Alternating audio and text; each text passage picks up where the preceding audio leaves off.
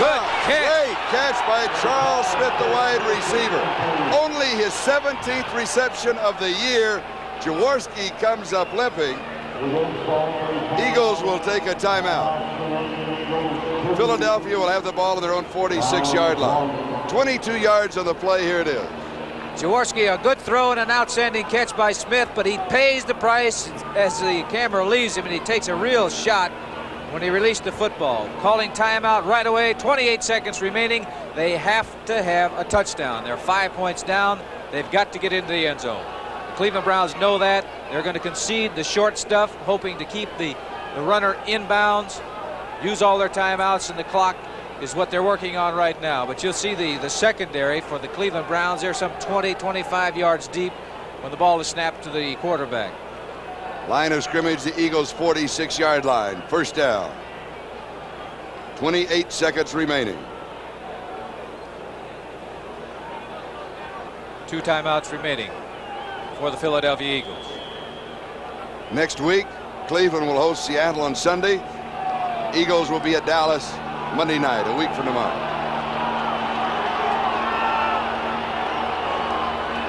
Both backs in the block. Then Montgomery slips out.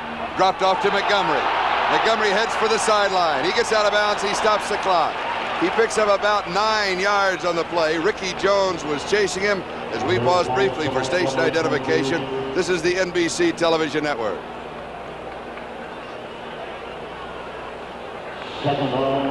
Charlie Jones, Lynn Dawson, 21 seconds left to go in this ball game. Cleveland 24, Philadelphia 19. Eagles have the ball at the Cleveland 45-yard line.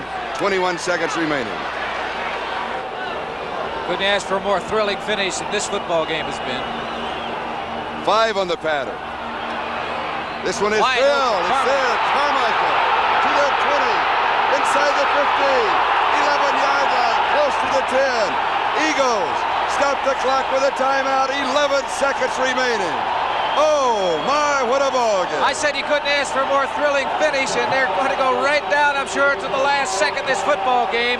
Jaworski getting good protection by his offensive line because Cleveland knows he has to throw the football. A good throw to 6'8" Harold Carmichael, and now he turns into a runner after he catches the football, taking the ball down to about the 11-yard line before he stopped.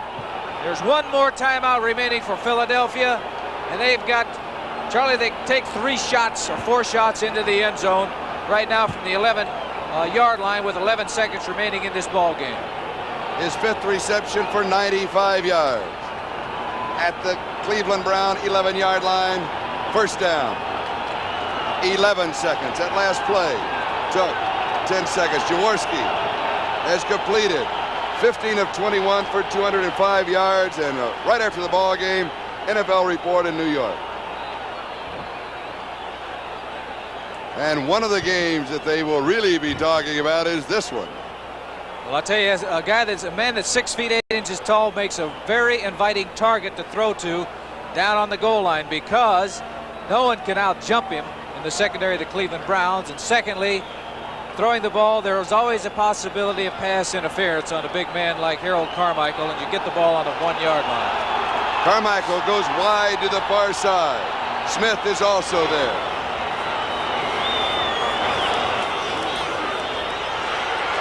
Jaworski throws it.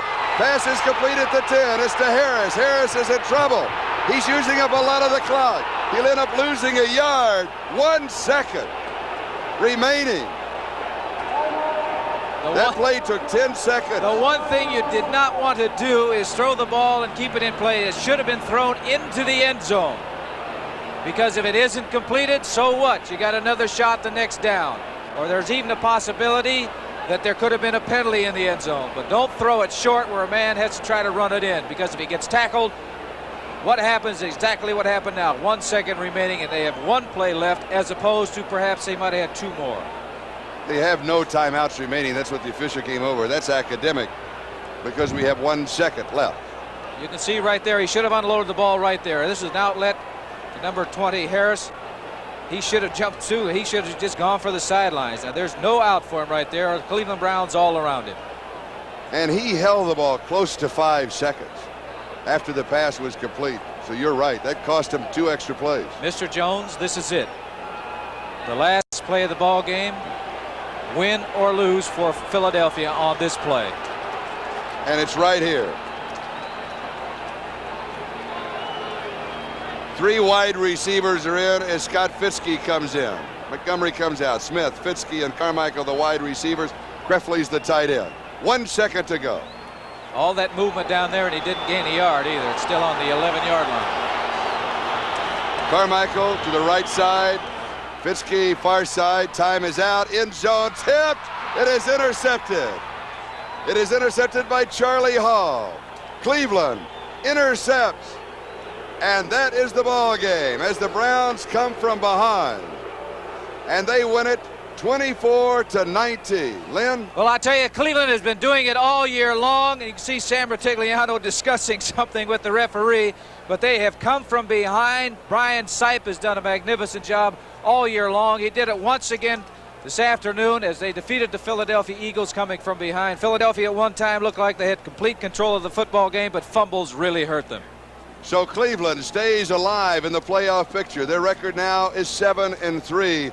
The Eagles, their work is really cut out for them. Their record drops to 6-4. Turnovers, Philadelphia suffered 4, Cleveland suffered 3. But you have to give credit to Brian Sipe. This is the man who engineered the comeback for the Cleveland Browns here today. So it has been a great ball game. This has been Lynn Dawson, Charlie Jones. The final score once again, Cleveland Browns 24, Philadelphia Eagles 19. The executive producer of NBC's football is Don Omeyer. Coordinating producer, Ted Nathanson. Today's telecast produced by George Finkel, directed by Harry Coyle. Technical director, Horace Ruiz. Associate director, Sam Kirschman. Next Saturday at Sports World at 4, featuring men's powerlifting, aerial skiing, legends of bowling, plus billiards. Sunday.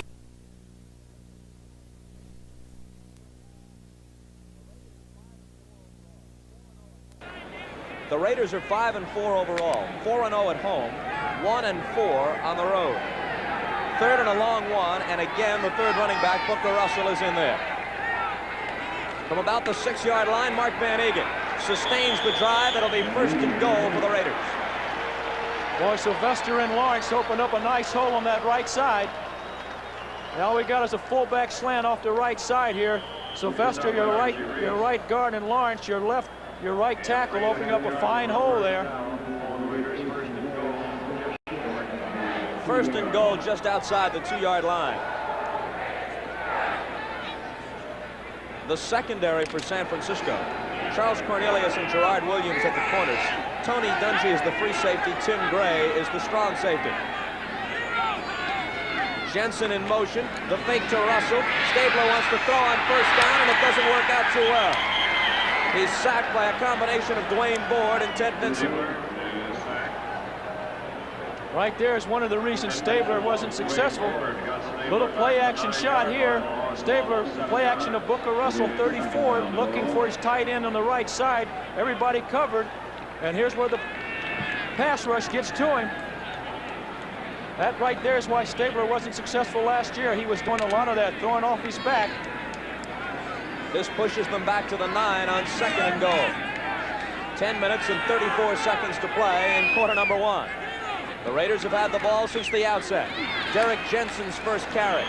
Gets about 3 down to the 6. And a third down call coming up for Stabler. Put yourself in his position now, Roman. You need 6 for the touch. What do you do? Well, your big receiver has been Chester, who has 43 pass receptions. I look for him to drop back and look for Chester coming across the middle. Chester, in his 10th year out of Morgan State, as you mentioned, Roman, has caught 43 passes this year, already exceeding his single-season high, which had been 42 as a Baltimore Colt. Branch goes out wide to the right, and they keep it on the ground. Van Egan will not get there. They stop him at about the 1, and now there's a decision coming up for Tom Flores and the Oakland Raiders. Do they go for the touchdown, or do they bring on Jim Breach for an easy field goal try?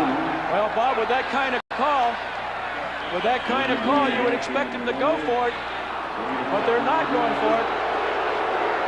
Surprising call, 4 yards to go to the end zone, going with the run, especially when your passing game is a thing that's been real good for you in the past games that you've won. Jim Breach is in to attempt a chip shot. David Hum kneels at the 9-yard line, making this a 19-yard attempt for Breach, who is connected on 11 out of 16 this year. Low snap, but Hum gets it down. A penalty flag flies. The kick was good, but let's wait and see what the call is.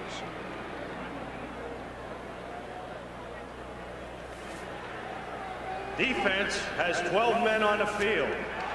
Well, that's a way to stop them. Now, of course, with this penalty, the Raiders could take half the distance to the goal line, which might change their thinking about going for the touchdown. Go for it. Go they could for accept it. the 3. It's early in the game, and you know, people always say it's too early to get the points on the board. Heck, you move down here, go for it. 12 men on the field. Defense refused. 3 points. Well, you got a brief look at Tom Flores on the Oakland sideline. They refuse the penalty. They accept the field goal by Jim Breach, and the Oakland Raiders lead the San Francisco 49ers 3-0. Not for 1 year, or even for 2, but for 3 years in a row. One 19-inch color TV has challenged America's biggest sellers, RCA and Zenith. And every year, independent surveys show the Sylvania Superset, the clear winner for best overall color picture. Isn't it time you found out why Sylvania keeps winning and winning and winning? The Sylvania Superset. We may not be the biggest, but a lot of people think we've got the best picture. Here's an exciting Radio Shack gift idea. Space Patrol walkie-talkies. Christmas favorite for over 15 years. Okay, TJ, I'll meet you. Real two-way radios for outdoor fun and adventure. 2 different models, each with Morse code key. This one has a built-in AM radio. Let your kids join over 3 million delighted Space Patrol owners with a gift price walkie-talkie. That's just $9.95 and $14.95 each. Only at Radio Shack, your Christmas electronics store. Was surprised. Ray Guy getting set to kick off for the Oakland Raiders, who lead it 3-0 after the 19-yard field goal by Jim Breach, which came about 6 minutes into the first quarter. Oakland had held the ball from the outset. 9:03 remaining now as Guy prepares to kick off. They had the ball for 10 plays, covered only 24 yards. Long drive for an easy score. And Ray Guy with a low bounding kick, which is bobbled by one of the upmen, tight end Bob Brewer, who then laterals it back to the rookie James Owens. And Owens out of UCLA gets to around the 23 or 24 yard line, and that's where San Francisco will set up. You know, Bob, so many times on a low kick like that, the coverage will generally converge on the ball, and with the pass back, you can get a quick score because the coverage loses the football and is tossed back to another guy, and he finds room to run. That time it was covered very well by Oakland. Steve DeBerg, in his 3rd year out of San Jose State, has completed 62% of his passes for 11 touchdowns. He's had 14 intercepted. On first down, his handoff is to O.J. Simpson. Simpson, a surprise starter. Had not started last week. They used Paul Hofer ahead of him, even though O.J. was helping. He was stopped on that play by Dave Pear. That was a fine call. San Francisco being a passing team, they start the game with a draw. It opened up well. And there's the look at the stats which we gave you earlier on the scoring drive by the Raiders. O.J. got about 6. 2nd down and 4 with 8:22 remaining in the first quarter. O.J. and Wilbur Jackson are the running backs. This is Jackson trying to go outside. Monty Jensen and Lester Hayes converge on him and stop him for a loss. Wilbur Jackson carried. The 49ers, being the passing team that they are, in most cases a club that gets a lot of yardage through the air, they start a ball game running the ball, trying to see if they can make some yardage, and also they can stop that rush just a little bit.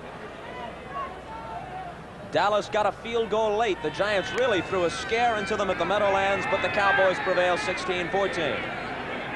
3rd down and 5. They bring in a 4th down lineman, Reggie Kinlaw, abandoning the 3-4 in this situation, and a 5th defensive back, Charlie Phillips. Wilbur Jackson fumbles the exchange, loose football, and the Raiders have it.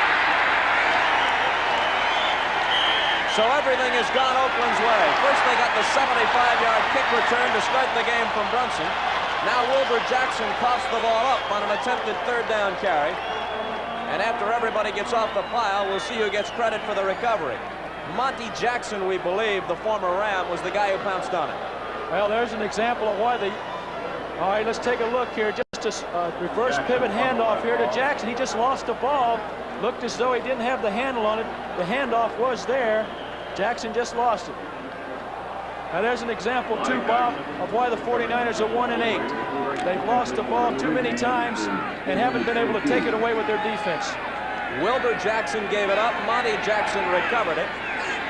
And once again, the Raiders are knocking on the door. Stabler wants to go for it all right now for the end zone. Branch juggled it, and even though he caught it, he was out of bounds.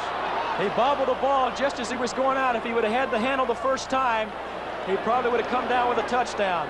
Good call by Stabler. Branch caught that ball out of bounds. A little play action here. Stabler, one of the best. He splits the seam on the right side with Branch. The safety was a little slow getting over. And that's what can happen. Let's get Branch if he comes down with the ball. One in and one out. 1 and 1. You can bet Branch wanted that one. A man who scored 13 touchdowns in 1974, 12 in 1976, but has not caught a touchdown pass this season, and as a matter of fact has scored only once in the Raiders' last 24 games. Derek Jensen hit, and he loses the football. Gerard Williams pounces on it. And the teams exchange turnovers. The 49ers have it back as Williams makes the big play. The ball looks like a hand grenade out there. We've got 7:17 to play in the first, and it's still 3-0 Raiders. Does the idea of buying a used car scare you?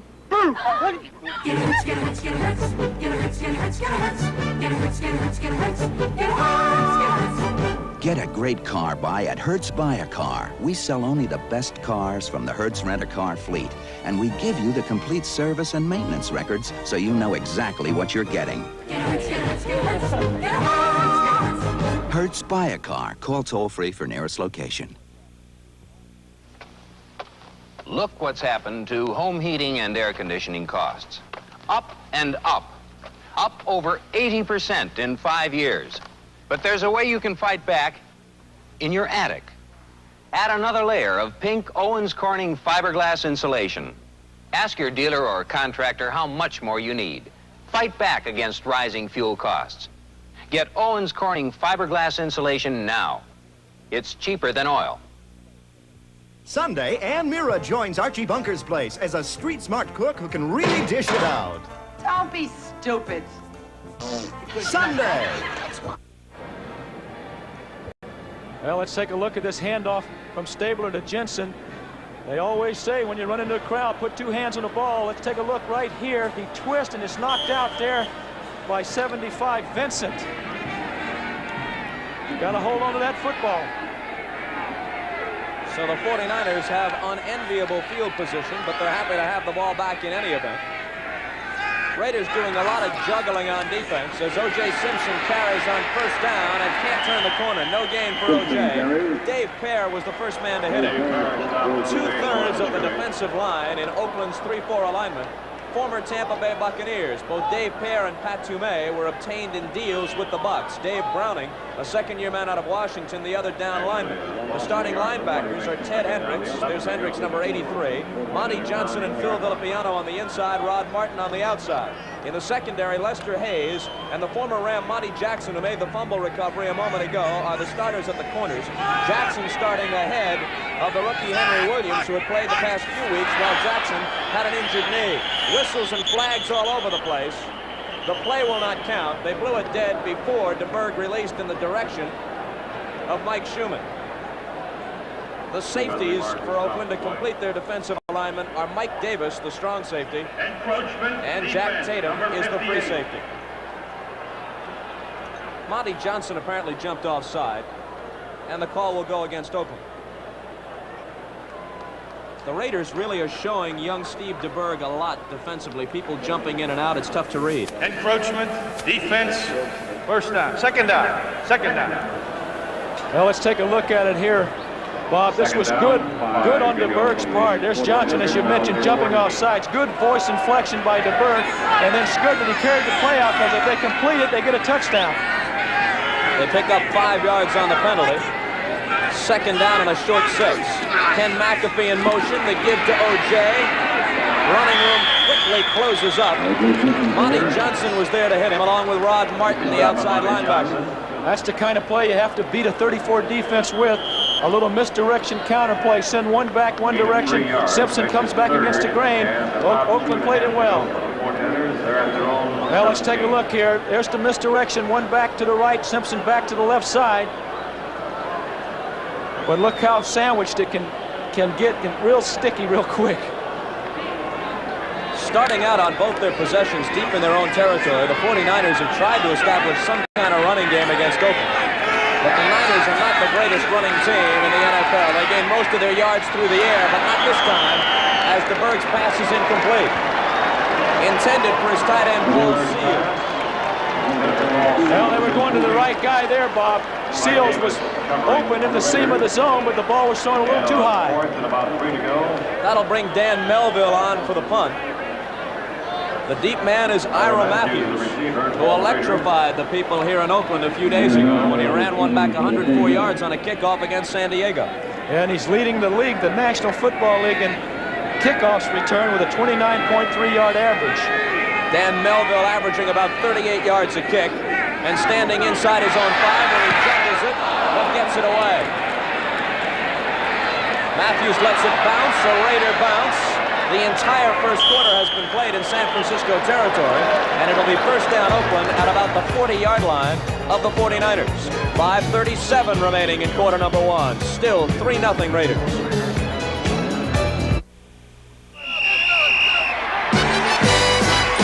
This Bud's for all the people who make the sidelines a part of the show.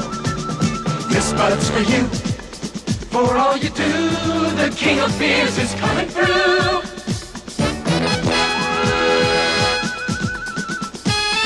Yeah, just for you, that distinctively clean, crisp taste that says Budweiser.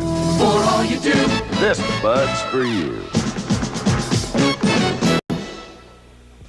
Announcing a gas-saving breakthrough from Ford Motor Company. The first and only automatic overdrive transmission in any American-made car. When your car reaches about 40, Ford's new transmission automatically shifts into overdrive. The result? Your engine runs 1/3 slower for increased highway fuel efficiency. It's one of many engineering improvements that help 1980 Ford, Mercury, and Lincoln cars average over 120 more estimated highway miles than last year on 20 gallons of gas. That's incredible. Automatic overdrive at Ford, Mercury, and Lincoln dealers.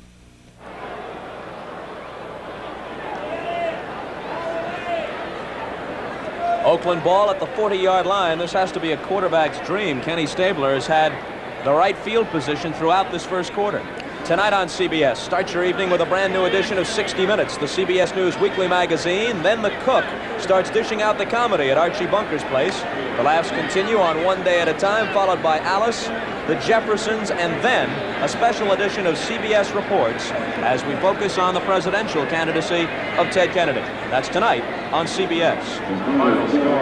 This is a heck of a place to be starting another drive from, Bob, because now Stabler can do almost anything he wants. Screen, draw, reverses. If they have any trick plays, this is the time to use them.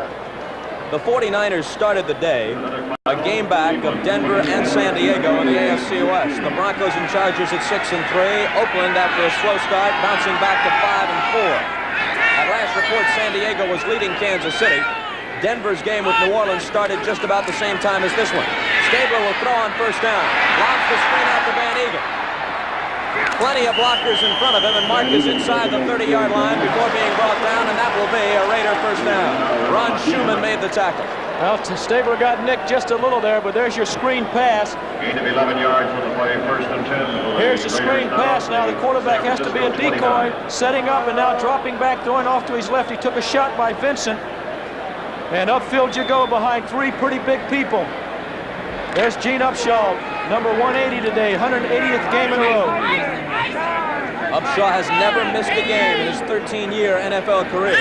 At age 34, he's still going strong. That's Derek Jensen in motion. The pitch back to Mark Van Egan. Van Egan with running room is inside the 25 before being upended. He has rushed for 1,000 yards in each of the last 3 seasons. The only back in Raider history to do that. He's on his way to doing it again this year. Came into the game with 532 yards, and as you can see, you seldom separate him from the football. Well, Oakland's in a good position again. Here they are, 2nd and 5. They can go play action, or they can stay on the ground. It puts quite a load on that 49er defense. Clock moving with 4:20 to play in the first quarter. Stabler gives to Van Egan. Van Egan bursting through a big hole for another first down. Willie Harper, the veteran linebacker, finally stopped him with help from free safety Tony Dungy. Well, let's watch it here. There's Jensen right over the blocks of Upshaw and Art Shell. Very good play. Oh, that's Van Egan following Jensen's block. Coming into the game, Van Egan needed only 7 carries to break the all-time Oakland record for most rushing attempts, which had been held by Clem Daniels. So Van Egan is closing in on that right now. The Raiders are 1st and 10 from the 15.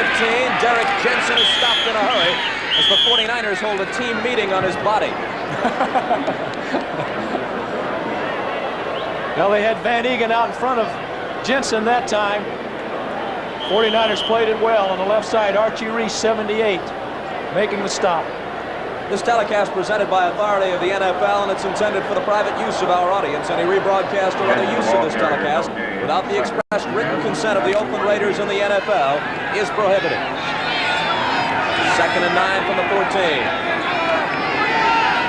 Dave Dalby getting set to snap it back to Kenny Stabler. And Stabler pitches it back to Van Egan. They try and follow the left side of that line with Art Shell and Gene Upshaw. Gerard Williams got through from his right cornerback spot to make the stop. Well, I'll tell you, they pitched that ball back to the fullback. Gain of 6 yards. Let's take a look at this little pitch sweep back to the left side. Looks like a herd of buffalo with Art Shell and Upshaw coming around. They've done this for many years. Boom!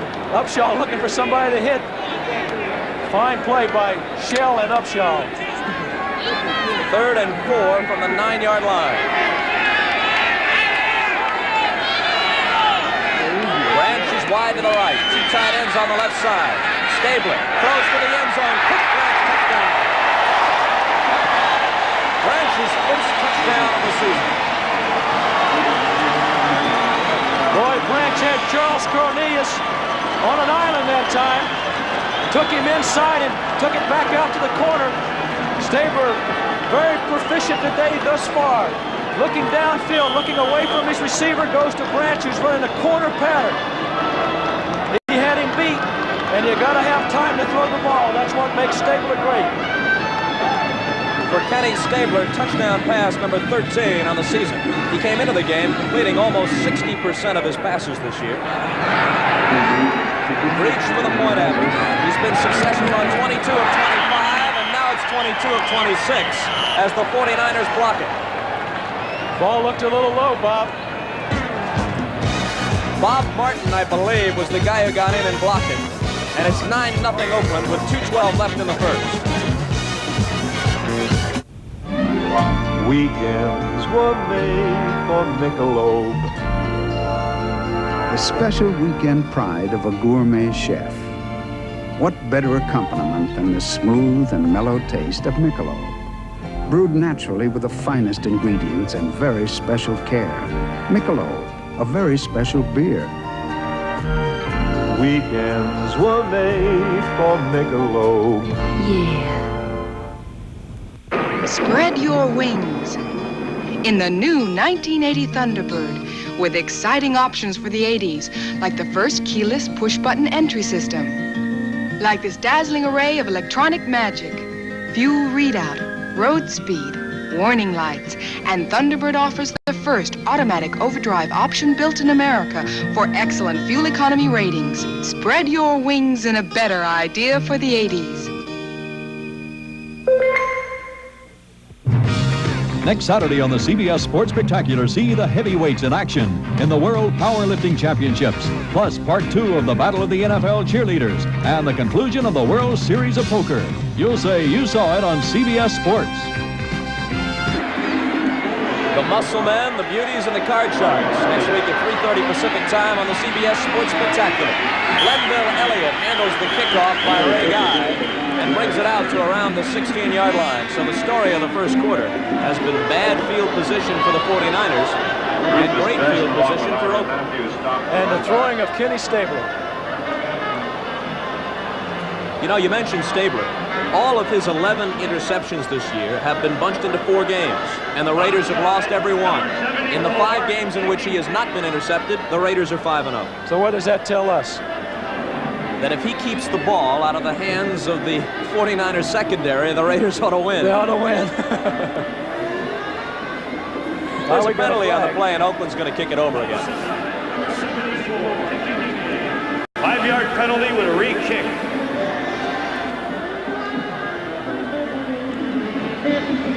We want to talk about contrasting statistics. Oakland, as you know, is always tough to beat at home. They're 4-0 here this year. The 49ers, on the other hand, have lost their last 14 road games, and that's just 2 short of the NFL record of 16 consecutive road losses set by the Bears between 1973 and 75. The 49ers have not won on the road since November 13th, 1977, when a Ray Wersching field goal beat the Saints in overtime at New Orleans 10-7. Boy, that's a difficult thing to break, too, because you have it on your mind.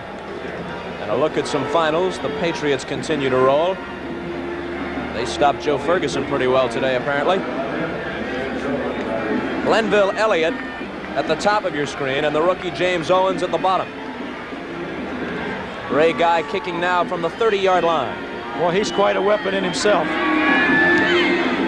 Again, it's a low kick. It's taken by one of the up men. Looks like Phil Francis with the ball out to the 40-yard line. So for the first time, San Francisco is in pretty good shape, and DeBerg has some room to do some things. Should be interesting. I would expect him to come out throwing. They haven't had much success trying to run the football. Of course, they haven't had field position either. Pittsburgh clobbers the Redskins 38-7. Boy, Pittsburgh's going strong. They got everybody healthy for a change. At last report, Bradshaw had thrown 4 touchdown passes in that game. Maybe he added to that total later, but he had at least 4. 1st and 10 from the 40. 1:54 to play in the first quarter. DeBerg likes to throw a lot on 1st down, and he will this time. Out of the backfield to Wilbur Jackson. Jackson shaking off tacklers is into Oakland territory at the 33. Finally wrestled down by strong safety Mike Davis. Boy, that's the kind of thing the 49ers do well. Coach Walsh has taught his quarterbacks downfield receiver covered, go to the back. Wilbur Jackson, as you see, that's number 28 for him today. Well, here's your play action. You get good field position, you can do a lot of things. Wilbur Jackson coming out of the backfield on a little delay pattern, letting the linebackers get deep. A lot of room. Uh-oh, bad tackle there. Bad tackle by Lester Hayes. From the 33 with the clock running and showing 1:08 to play in the first, the 49ers, who trail 9-0, have a 1st down. They try and send Jackson outside, and the Raiders aren't fooled. Mike Davis again came up from his strong safety spot. Pat Toomey from his right end position helped him. And Mike Davis stopped the play. I think the 49ers are running just to try to keep Oakland honest, but they're not going to win with the run. They're going to have to win with the pass. DeBerg passed for 348 yards in a loss last week against Chicago. Heartbreaking defeat. Bears won at 28-27. That was the highest total for a San Francisco quarterback since 1969, when John Brody had 356 against the Rams. Against a who? The Rams. Do you remember that game? I remember that game. How many did you throw for that day? 300. Confusion along the 49er front line, and DeBerg decides it would be wise to call a timeout and go over and consult with Bill Walsh. Boy, that's a difficult situation. It happens so many times when the coaches call the plays. You waste a timeout, which you might need down near the end of the half.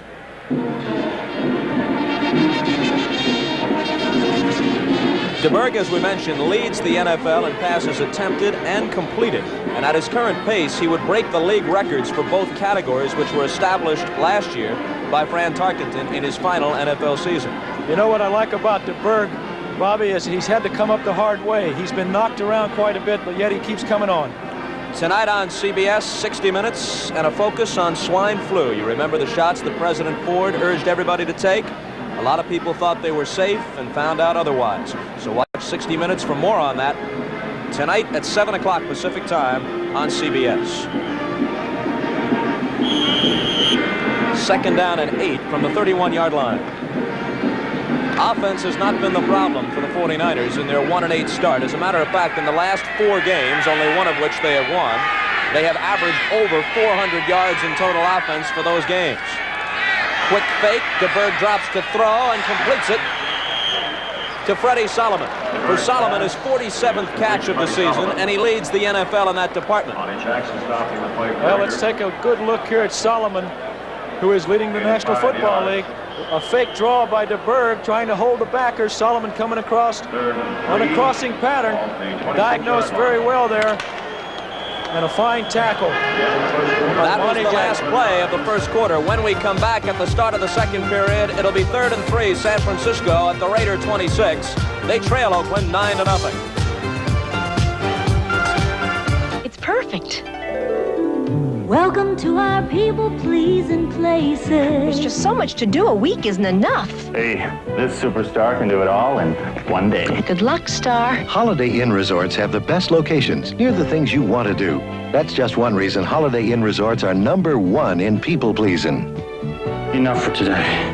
Don't forget the disco contest. Holiday Inn is #1 superstar in people-pleasing. Hurricane Frederick strikes the Gulf Coast, leaving behind over $1 billion worth of damage. Before the wind stopped, Allstate people were at work, using new techniques of handling claims, like radios and computers. Place the roof complete. Okay. Place the left quarter glass. Got it. Speeding up settlement of thousands of claims, both auto and homeowners. Allstate in action. New ways of giving help when you need it. You're in good hands with Allstate. Don't worry, they just got lucky. I'm sorry, I let us down. Forget it, we'll beat them next week. No, I really let us down. Come on, how about a Michelob Light, huh? Michelob makes a light beer? Sure. The rich, full-bodied taste of Michelob Light. Compare it to any beer you like. This Michelob Light is great. Hey, you know what our real problem was today? Yeah, you were terrible. Michelob Light. Compare the taste to any beer you like. Yeah. November 18th. Remaining seats are on sale. Bill Walsh, he promised to bring offense to San Francisco. That promise has been fulfilled. Boy, everywhere he's gone. Cincinnati with Anderson, Dan Fouts in San Diego, and now Steve DeBerg in San Francisco. What an offensive mind he must have.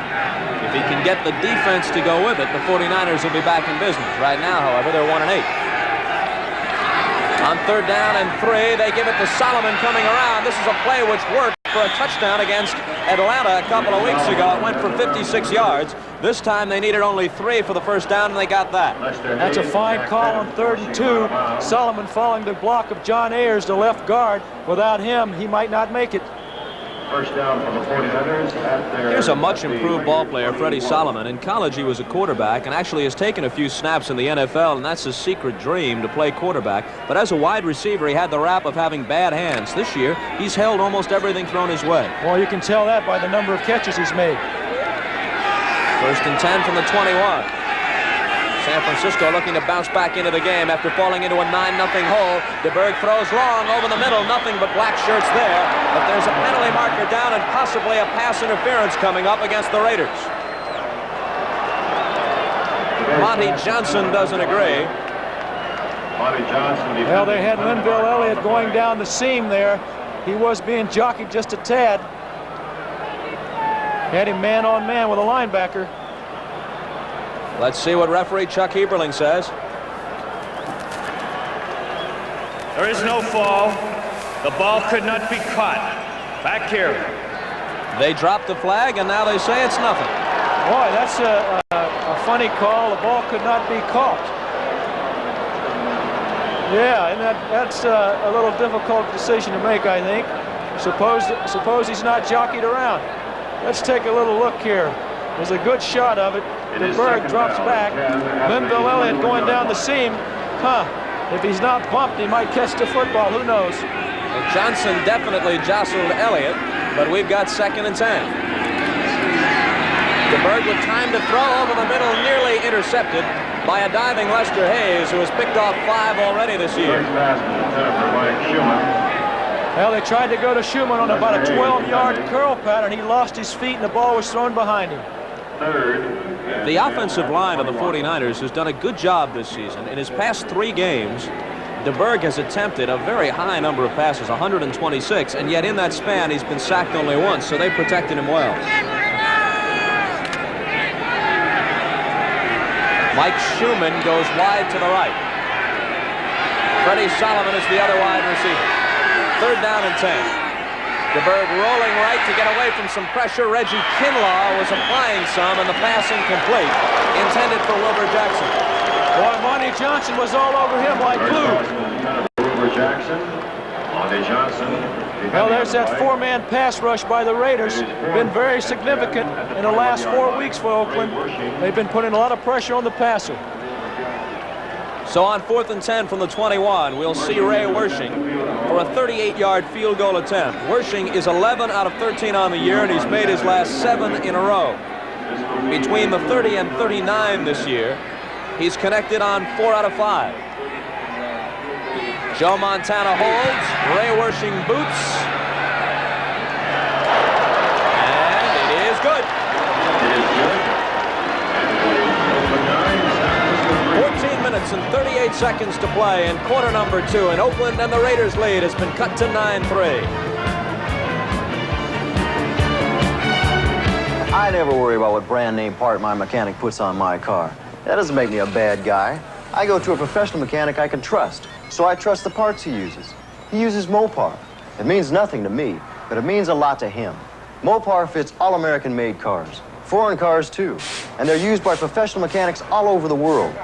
If the professional trusts Mopar, I trust Mopar. Does he make me happy? He makes it his business. Trust your car to Mopar. Not for 1 year, or even for 2, but for 3 years in a row, one 19-inch color TV has challenged America's biggest sellers, RCA and Zenith. And every year, independent surveys show the Sylvania Superset, the clear winner for best overall color picture. Isn't it time you found out why Sylvania keeps winning and winning and winning? The Sylvania Superset. We may not be the biggest, but a lot of people think we've got the best picture. Next week on the Sports Spec, they'll pump some iron in the World Powerlifting Championships. The Battle of the NFL Cheerleaders epic continues. A roller skating relay this week, and the World Series of Poker. Conclusion of a 2-week series there. Some of the top poker players in the world competing. Cost you $10,000 to buy in, and that show will also feature a guest appearance by Kenny Rogers. Larry Brunson touched the football, and it goes out of bounds. That was not what he wanted to do. So Brunson, who was a hero the first time he handled the ball on a kickoff, running it back 75 yards, this time touches the ball and it goes out at the Oakland 6. So they're backed up deep in their own territory. That's a big break for the 49ers. They come off with a field goal, and now they come down and they have Oakland with their backs against the wall. They can hold them down here. They'll get good field position again. And a look at Tom Flores, who took over this year from John Madden, who for so many seasons ran this Oakland club and ran it so well in the playoffs year in and year out. He wasn't a bad quarterback himself. Flores, you mean, not Madden. Right, Flores. Johnny would have been the world's biggest quarterback. Mark Van Egan runs into a stone wall, gains a yard if that. Ted Vincent hit him first. Well, that's the kind of play the 49ers have got to have out of that defensive front four. We were talking about Oakland's record of success. They have had 14 consecutive winning seasons, and the only team in NFL history to exceed that mark was the Chicago Bears between 1930 and 1944, when they won 15 consecutive years over 500. Oakland might equal that mark this season. Van Egan again. And that's what they pay him to do. Not be flashy, but to carry the ball close to 30 times a game and to get those tough yards. He's a lot like a battering ram. They hand him that ball from tackle to tackle, but he can get outside. That was his 8th carry of the day, and he's passed Clem Daniels and is now the #1 ball carrier in terms of rushing attempts in Raider history. 3rd and 6 from the 10. Stabler back. His line gives him time out of that pocket. A first down completion. Raymond Chester takes it in, and the Raiders maintain possession. You know, that 2 tight end formation makes it difficult on the defense because what are you going to do? If you try to double cover somebody, then you're going to have a tremendous passing angle because both tight ends are in an area to get open. Here it is here. Stabler straight back. Chester and Casper crosses deep. Chester underneath the linebackers, and he's open. I was going to say which one of the tight ends do you go to, but you got Chester, and he's having a big day thus far. The 49ers have allowed 62% of the passes against them to be completed.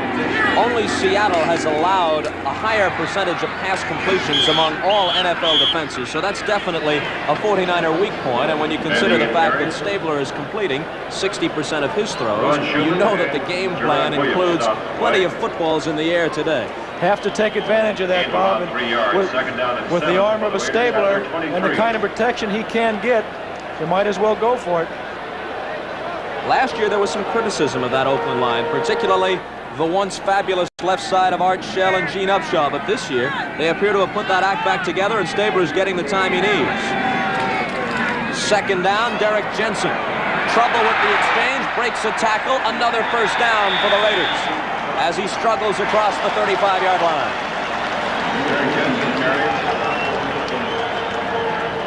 Ted Vincent and Gerard Williams stopped him. Out of the I formation, Stabler almost a miscue there. Jensen up the middle, plays off a block or tackle by Harper, and fine run there. He just made a lot of yardage on his own. 1st and 10 from the 37. Actually, the ball between the 36 and 37-yard lines. 11 and a half minutes to play in the first half. Stabler will throw on first down. And out of the hands of Derek Ramsey. Certainly not Stabler's fault. Ramsey couldn't hold on. Took his eye off the ball. He tried to turn upfield a little too quick. Saw the defender coming and lost the ball.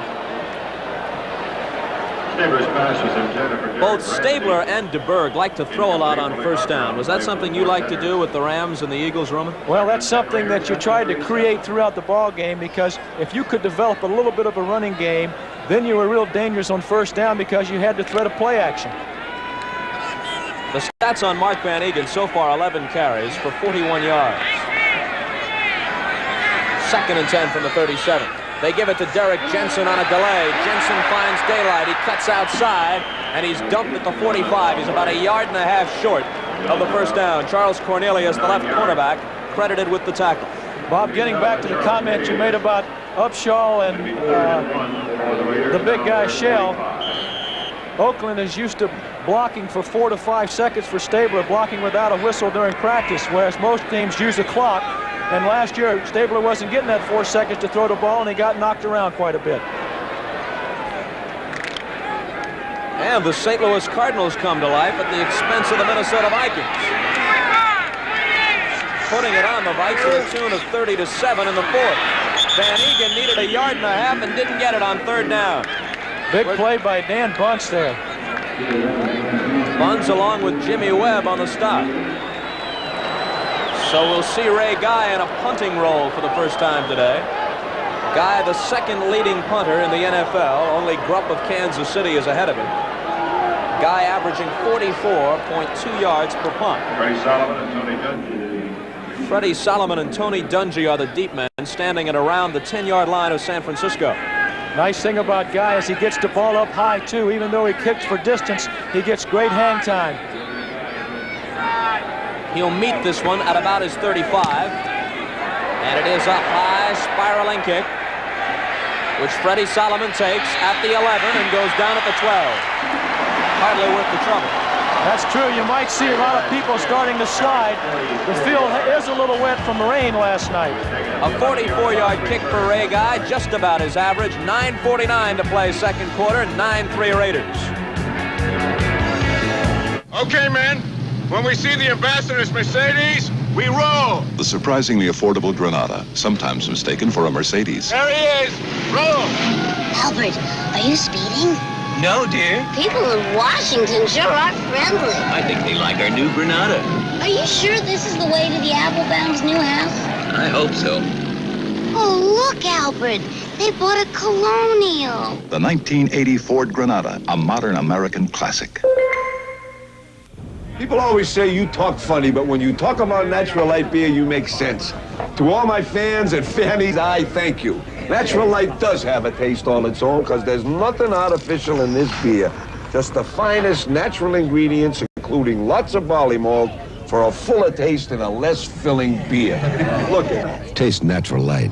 The difference is what we put in and don't put in. This is no laboratory light beer. This is Natural Light. Live from Laurel, Maryland, see the 29th running of the Washington, D.C. International. Post time is 4 p.m. next Saturday. You'll say, you saw it on CBS Sports. Oh. I don't know if she took part in the battle of the NFL cheerleaders, but certainly she would have been a worthy contestant. I agree wholeheartedly. 1st and 10 from the 12-yard line of San Francisco for Steve DeBerg. And a first down handoff to Paul Hofer, who's seeing his first action from scrimmage today. He ran into the arms of Dave Pear. The ball carrier. Hofer has been a very valuable man this season, both carrying the ball and catching it for the 49ers. He's given them a different dimension. He has 26 catches coming into this ball game. That time, Monty Johnson got in the gap, stopped that play.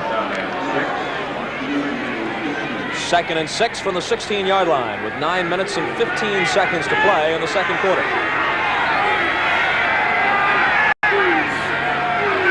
DeBerg with a quick drop and throw for the sideline. Wide open is Freddie Solomon. He skips out of bounds, but not before he got enough yardage for the first down. Well, it's difficult to stop a great receiver like Solomon, especially on the out pattern.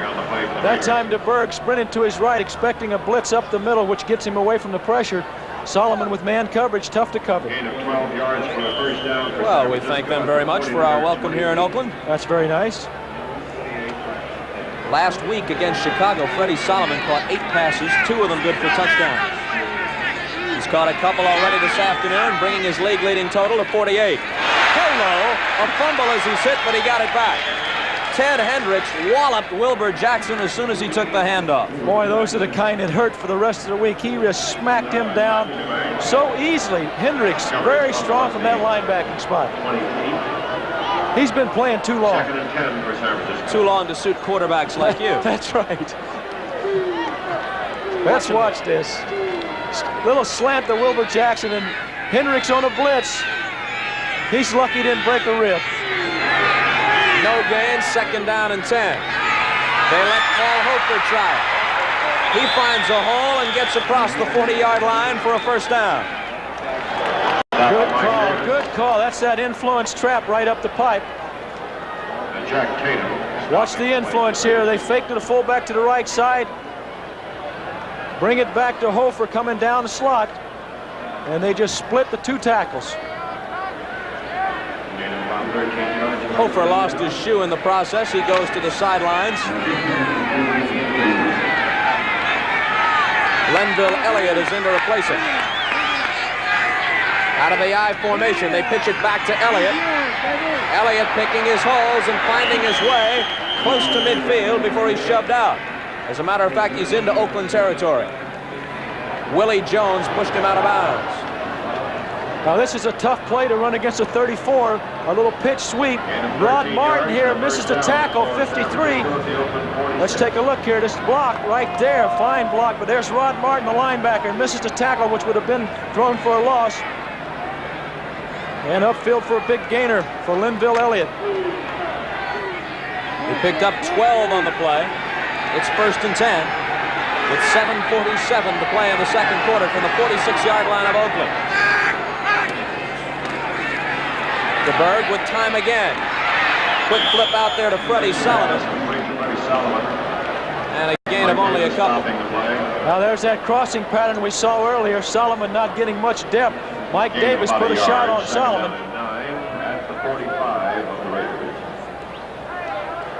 They'll give him a gain of only a yard on that play. So it's 2nd down and 9. Sun is shining here in Oakland, although there are some ominous clouds out there on the horizon. It rained all day yesterday and was very overcast this morning before clearing up just prior to game time. DeBerg on a long count.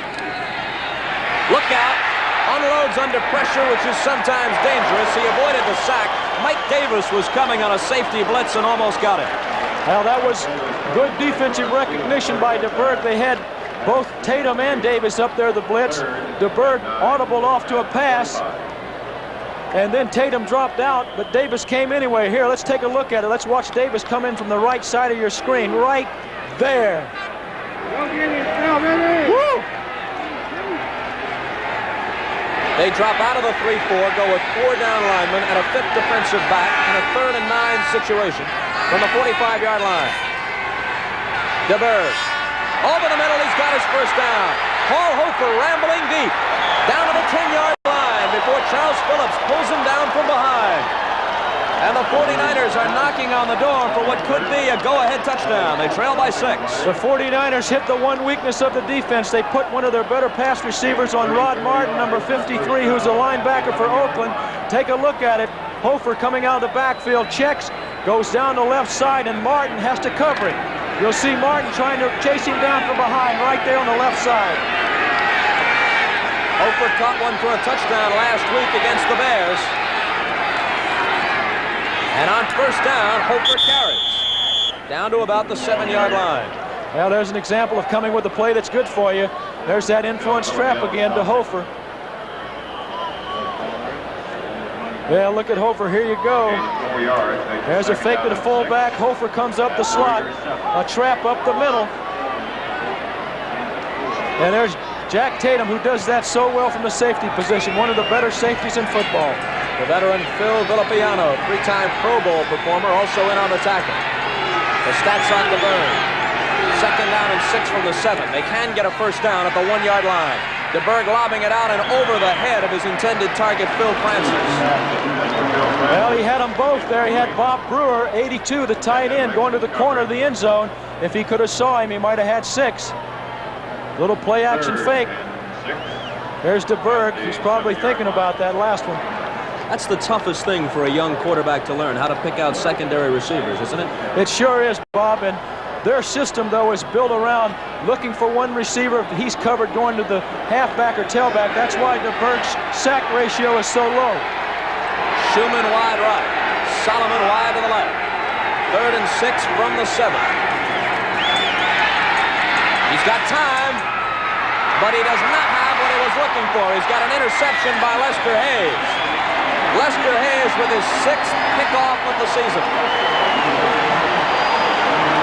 Well, John Matusak was in the backfield creating some pressure, and that's a lot of pressure from the big guy who's about 6'9", 275. Here we go. Let's see if DeBerg can get it. He gets rid of the ball, but he overshoots the intended receiver. He didn't really have that much pressure. Fine defensive play. Toys from Radio Shack, a great gift idea for boys and girls. Comes with changeable cams for 6 different driving maneuvers. Straight, zigzag, circle, square, and more. Action-packed fun, battery-powered safe, and they're gift priced. The Radio Shack truck just $5.99, and the Racer only $4.99. Detailed replicas of the real thing. Keep 'em truckin' with the computer cam truck and Racer. Only at Radio Shack. How long do you want your car to last? Another 100,000 miles. I've driven my car on this route for 6 years. 650 stops a day in all kinds of weather. It just gets regular maintenance and Quaker State motor oil. It's still running fine with 108,000 miles on it. Quaker State can't promise everyone that mileage, but Quaker State helps cars last. I guess that's why it's the best-selling oil in America.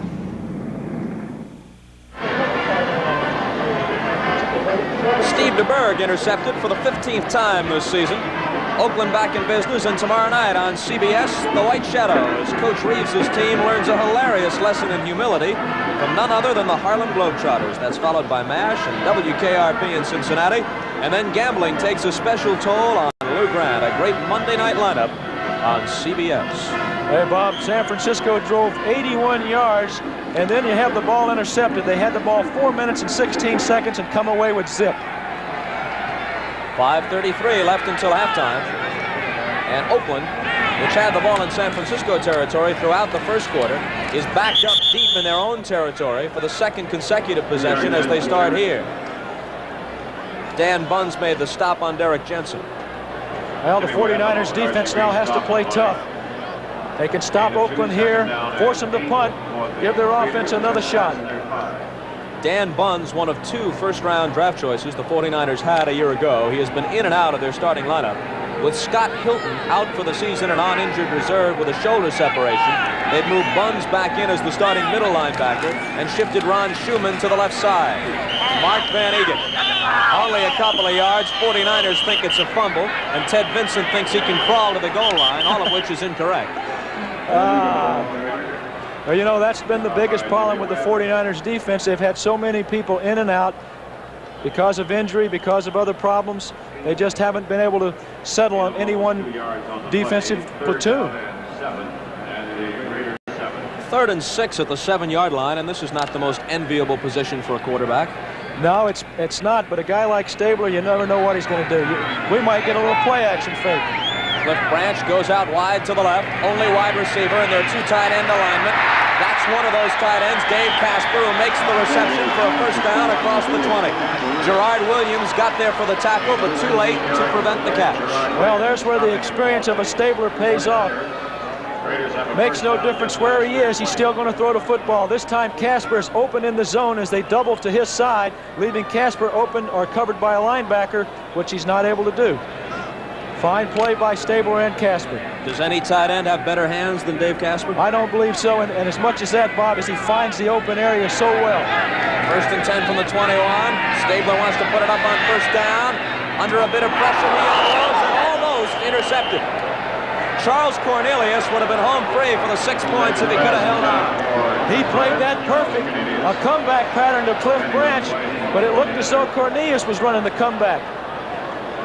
Stabler straight back, looks off, does well, plenty of protection. Gets a lot of zip on the ball, but Cornelius is running the pattern just a little bit better than Branch. He could have walked to the end zone. Oh, man. He just took his eye off of it. The 49ers secondary has had only 4 interceptions this year, 3 of them by Gerard Williams. The other by reserve Melvin Morgan. 2nd and 10, the pitch back to Van Egan. Cuts through a hole and gets a few before being stopped. Big block by Lawrence on Tim Gray, the strong safety of the 49ers. Stopping the play. And they've got it to Casper again. Look out, he loses the football. And it pops into the hands of Gerard Williams. The 49ers have it back, and Williams decides it's time to go down as he's surrounded by black shirts. Dan Buns, I believe, with the tackle, was the guy who forced it out of the hands of Casper. Maybe we'll get another look at it. We also got holding by the Oakland Raiders, so I'm sure they will not take that penalty. They'd rather have the football. Now Stabler getting plenty of time. Casper on a delay from the right side here, coming across the middle. Number 70, Oakland, decline. First down. Oh, Casper just lost the ball. We talk about what great hands he has, and he just lost one. Henry Lawrence, the guy we were talking about a moment ago, was the man holding for Oakland. Obviously, the Raiders decline the penalty and take the ball, trailing 9-3 with 2:53 to play in the first half, and they have 1st and 10 from the Oakland 38.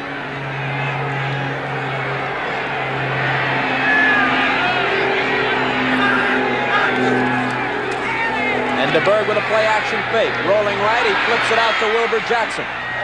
Jackson brought down by a combination of Ted Hendricks and Phil Villapiano. Good call in there by the 49er coaches. They faked a reverse draw, isolating Jackson on Hendricks, and Hendricks being the aggressive linebacker, he took the fake, allowing Jackson to get the 10 yards. Bill Walsh tries to figure out what to do next. 49er plays are called from the sideline. Do you think that's a good idea for a young quarterback? Everybody seems to be doing it now, Bob, so as long as everybody's doing it, I guess you go with the trend. Did you like to call your own plays, though? Oh, yeah, I sure did. A delayed handoff to Wilbur Jackson. Jackson gets to about the 20-yard line. I think being able to call your own plays was one of the reasons that a lot of us became quarterbacks. The leadership value, the fact that you're doing more than just listening to somebody tell you what to do. Nowadays, though, even in high school and college, coaches are calling the plays, so I guess that's the way to go. You know, you look at last year's 2 Super Bowl teams, and you can find an argument on both sides. Tom Landry calls them for Roger Staubach, very successful. Chuck Noll says, go ahead, you call them, to Terry Bradshaw, equally successful. Right, I agree. 2nd and 7 from just outside the 20. DeBerg under some pressure as he throws, but he finds his tight end, Bob Brewer. And Brewer is at the 7-yard line for a 49er 1st and goal. A little turnout pattern by the tight end, Mike Davis. The strong safety slip. The turf is a little slippery out there because of the rain. There's DeBerg dropping back. Bob Brewer, 82 on the right side of your screen on an out pattern or stop. Fine pass completion. Words are confusing. In bowling, a strike is good. In baseball, it's terrible. That's right. Take the word natural as in natural light beer. It means just one thing.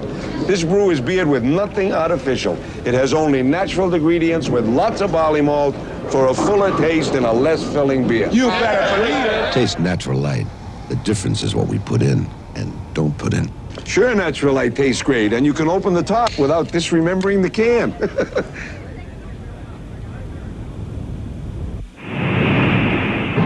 For 1980, Ford did it. Completely redesigned its pickup trucks for extra gas mileage.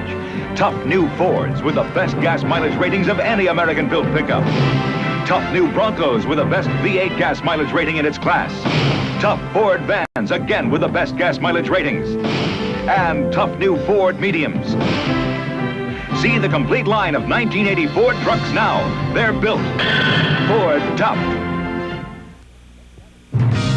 Next Saturday on the CBS Sports Spectacular, see the heavyweights in action in the World Powerlifting Championships, plus Part 2 of the Battle of the NFL Cheerleaders and the conclusion of the World Series of Poker.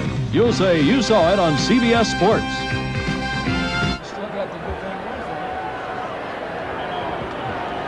A potpourri of poker, powerlifting, and pulchritude next week on the CBS Sports Spectacular. Well, DeBerg is 7 out of 13, 106 yards with 1 interception. From just outside the 7, it's 1st and goal. A touchdown and point after would give the 49ers the lead. Paul Hofer dives to around the 5. Now you have to make a decision. You're 5 yards from the goal line or pay dirt. You have 3 downs to go. Are you going to run another one? I think you got to go with the pass. Dave Browning went out a few plays ago with apparently an injured shoulder, and he's been replaced by the most imposing John Matuzak at 6'8" and 280. That is imposing. You wouldn't mind looking across that line at Matuzak, would you? Oh, I tell you, I'd turn my head and go the other way. 2nd and goal from the 5. DeBerg hands up for the touchdown as bursting through is Phil Francis. Well, there's that quick trap up the middle. Evidently, Oakland was thinking like me, look for the pass. As a result, the run was open up the middle, a trap up the middle. Perfectly executed play. On the replay, let's look who got the key blocks. Look at the blocks up the middle there. That's 68, John Ayers blocking to his right, and Fred Quill in the center, opening up that hole. Now it's up to Ray Wersching to break the deadlock. The Raiders had a 9-0 lead. A Wersching field goal cut it to 9-3. The Francis touchdown has tied it at 9 apiece. And Wersching, who has hit 17 of 20 point afters, tries out of the hold of Joe Montana and hits it. That one was a little low, too.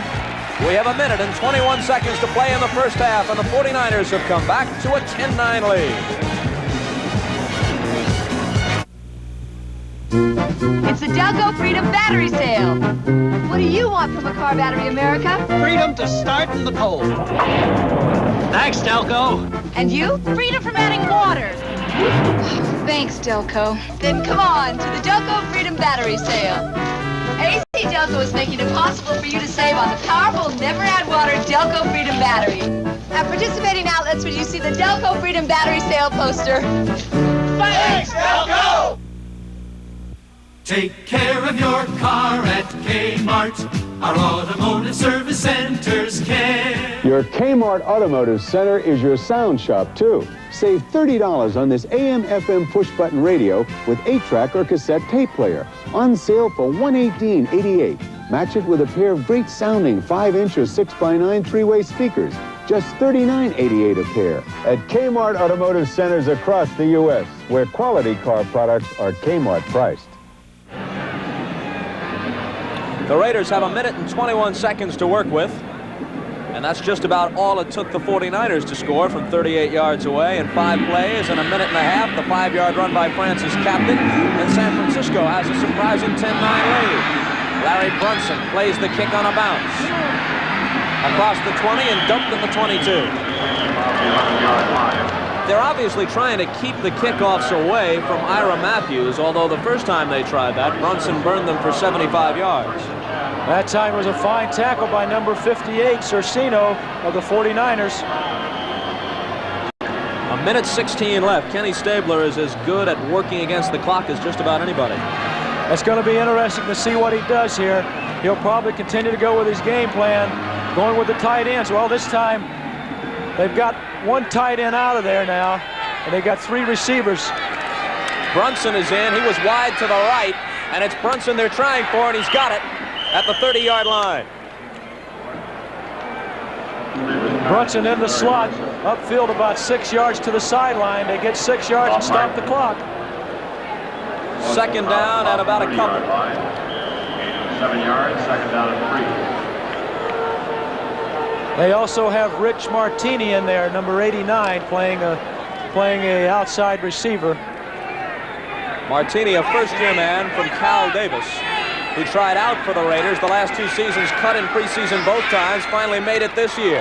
The pass complete to Cliff Branch, who tried to make a move but was cut down. Charles Cornelius got the hand in there and tripped him up. Well, they get their first down, a delayed pattern to Branch, letting the back clear out, coming down to his side. They get their first down. And they stop the clock, using up a timeout with 1:01 left.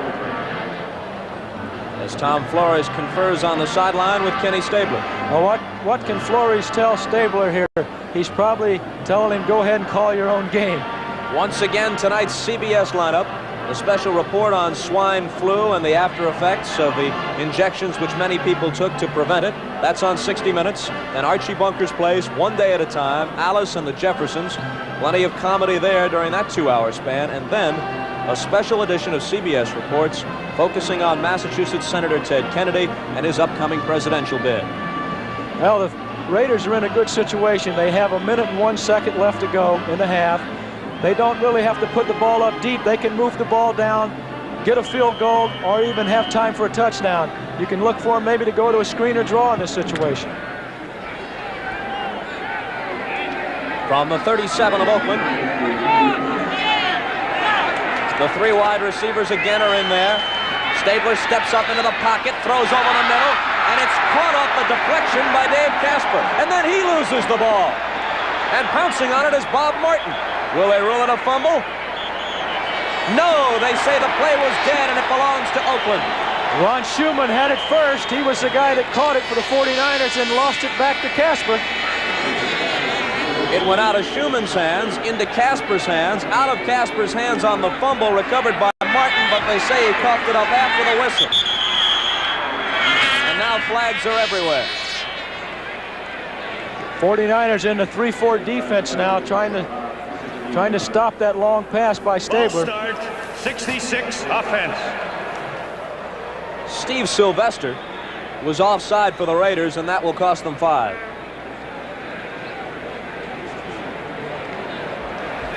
Ball start, 66 offense, first down. Stabler almost got a little too greedy on that play that Schumann missed the interception. They got lucky here.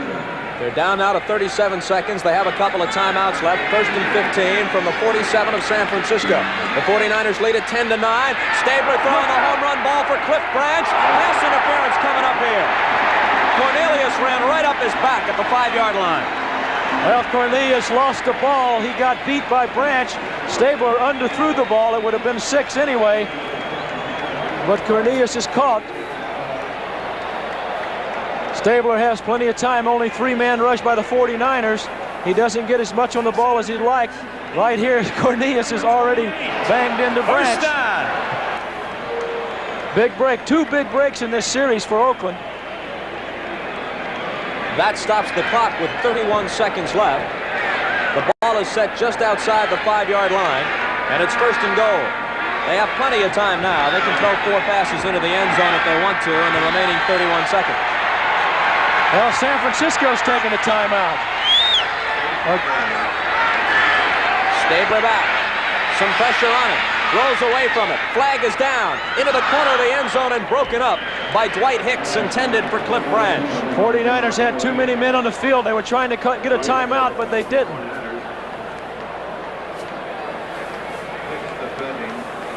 There's the experience of the old pro again. 12 men on field, defense. That's the second time today that San Francisco has been guilty of that. Well, Stabler didn't allow him to get the 12th guy off the field either. He went to his count a little quicker, and they get an easy 5-yard penalty, or half the distance to the goal.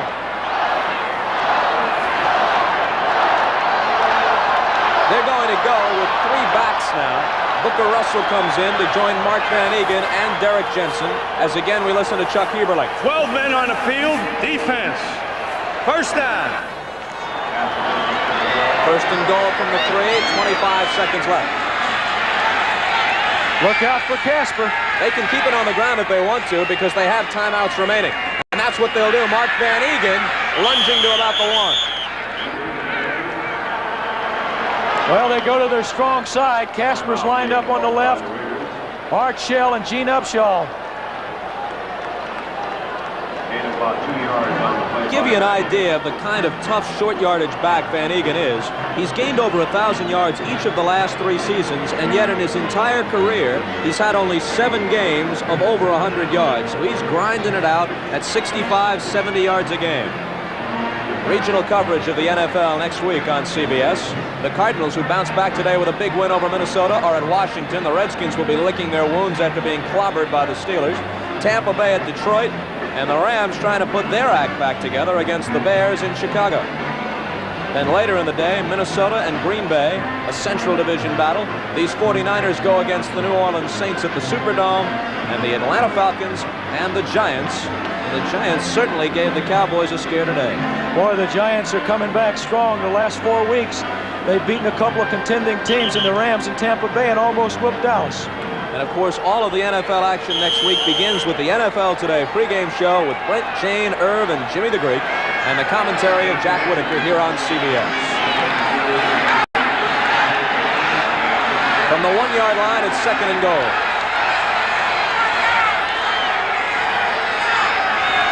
Van Eegen, he's in there. You can almost bet they're going to run that left side. That's where their big people are. Casper's there again, Shell and Upshaw. Well, it took Stabler about a minute after the kickoff to take them home for the go-ahead touchdown. Here it is, a slant off the left side to Van Eegen. Look at that blocking in there by Upshaw, Shell, and Casper. And of course you had the back Jensen on the left side too. Had a lot of people. Jim Breach trying to tag on the 16th point. He had one blocked earlier. This time the snap is good, and so is the kick. So the Raiders have gone back in front 16-10 with 17 seconds remaining until halftime. Another look at the touchdown by Mark Van Eegen. On the top of your screen, you see Jensen, the halfback, lined up in the slot or on the wing. Just a big hole there. For Van Eegen, his 6th touchdown of the season. Money ball player, as you were mentioning, Bob. Not a lot of 100-yard games, but quite a number of 3, 4, 5-yard bursts through the line. We mentioned the contrasting statistic a moment ago about how well Oakland does at home and how poorly the 49ers have done on the road, losing their last 14 road games. Here's another one. The 49ers are 0-2 against the AFC this season, 12-17 overall against AFC teams. Oakland, on the other hand, has won 18 of their last 19 meetings with NFC clubs, as we look at Bill Walsh pacing the 49ers sideline. And overall, the Oakland Raiders are 23-5-1 against the NFC, and only Miami has a better mark than that, and just barely so. Miami is 24-5 against the NFC. Well, maybe the NFC's lucky that Oakland is not over there, because then they would be winning all the time. Nobody else would. It took Kenny Stabler 1 minute and 4 seconds to take his team 77 yards, and the key play was the pass interference call against Charles Cornelius down on the 5-yard line. as he climbed up the back of Cliff Branch. There's the kind of thing you like to see, too. You got number 84, Derek Ramsey, who is a fine tight end for Oakland, going down on special teams. You have to have your good athletes on those special teams. Jim Breach is kicking off, and he's not doing it very well. It rolls out of bounds around the 30-yard line. Ray Guy had been the kickoff man. A guy who normally booms them was not doing so today, so they went to Breach for that kickoff. Yeah, a little bit of it seemed to rub off on Breach as he does the same thing Guy does. Of course, they're trying to kick it short to keep the 49ers from a return, but they kicked that one too short. Since nobody touched it, the clock did not move at all. Still 17 seconds left. Well, let's see if he tries to boom it this time.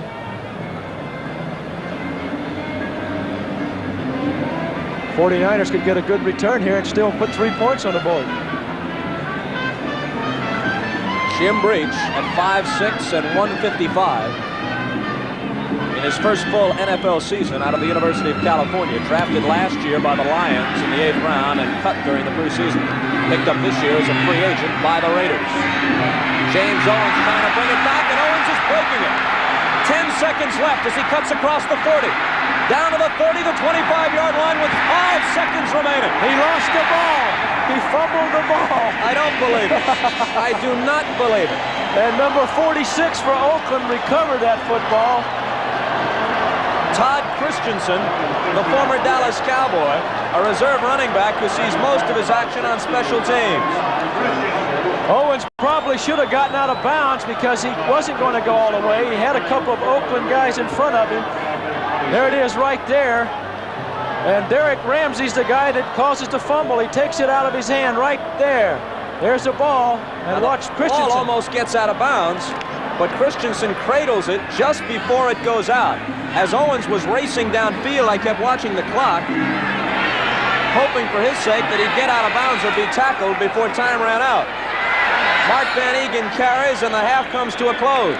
That was a super return by Owens. So the Raiders jumped out to a 9-0 lead. San Francisco came back, a Wershing field goal, and later a touchdown to go in front 10-9, and then Oakland, in the last minute and a half, marched down the field in a hurry. Mark Van Eegen scored, and they have a 16-10 halftime lead.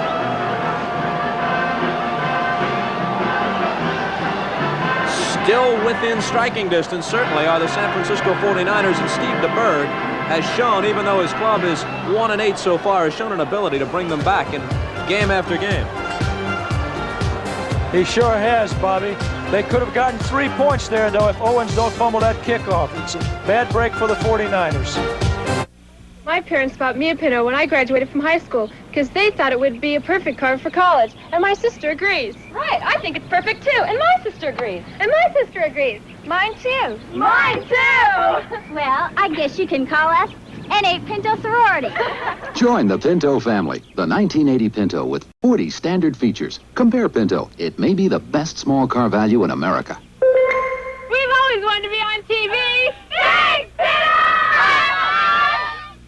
Some light beers don't list all their ingredients, but Natural Light lists what's in here. This less-filling beer has a fuller taste. It's all natural with lots of barley malt. Oh, you can call it barley malt, and you can call it grain, or you can call it choicest hops. That's why Natural Light's its name. Sure, if they added anything artificial, they wouldn't call it natural.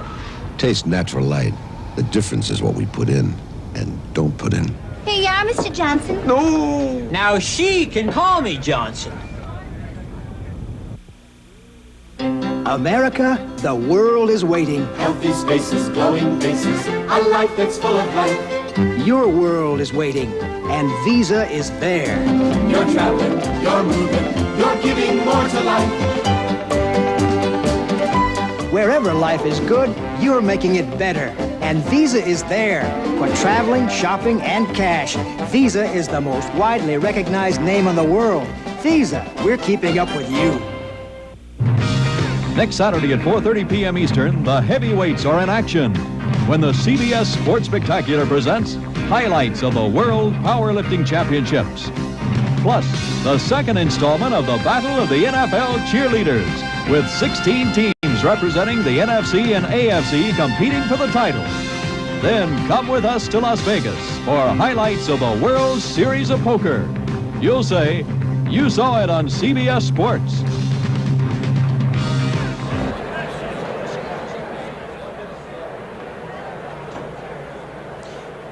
Back in Oakland, sellout crowd at the Oakland Alameda Coliseum, and it's quite a rivalry, even though the Raiders are a contending club and the 49ers are a rebuilding team. There's a lot of feeling about these two teams in the Bay Area. Bob, you're right. You can tell that by the number of people that turned out to see this game. A lot of 49er fans have come across the Bay. Probably the difference in this first half thus far is that Oakland's been able to run the ball. They've been able to move it on the ground, which has helped Stabler get some people open in that secondary. Taking a look at some of the games elsewhere as we look at our score here. Oakland 16-10 over San Francisco. Dallas beat the Giants 16-14 on a late field goal by Rafael Septien, who had 3 of them today. Phil Simms threw a pair of touchdown passes for the resurgent Giants, who really threw a scare into Tom Landry's team. Dallas winning it 16-14. Atlanta over Tampa Bay 17-14. Doug Williams tried to bring his club back late with a touchdown pass to Jimmy Giles, but they fell short. And Atlanta hands Tampa Bay their 3rd defeat of the year, 17-14, but they're still in good shape atop the NFC Central. Pittsburgh wallops Washington 38-7. Are the Steelers odds on to go back to the Super Bowl, Roman? I think so. They showed what they were made of earlier in the year when they had people hurt, and now they're playing with their people that have been there for a long time, and you can see the scores the last 3 weeks. 4 touchdown passes by Terry Bradshaw, 2 of them to John Stallworth, 1 each to his tight ends Benny Cunningham and Randy Grossman. 38-7 over Washington.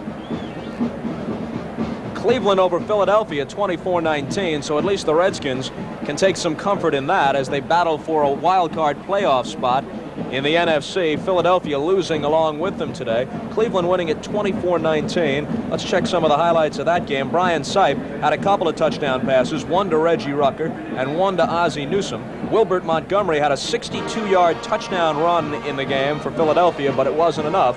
Cleveland wins it 24-19, and they're still alive for a wild card spot. And my Eagles, I don't know what's gone wrong. They've lost a couple now in a row, and they've got to get back on the track. New England over Buffalo 26-6. They shut off the passing game of Joe Ferguson, and Steve Grogan, meantime, had a good game.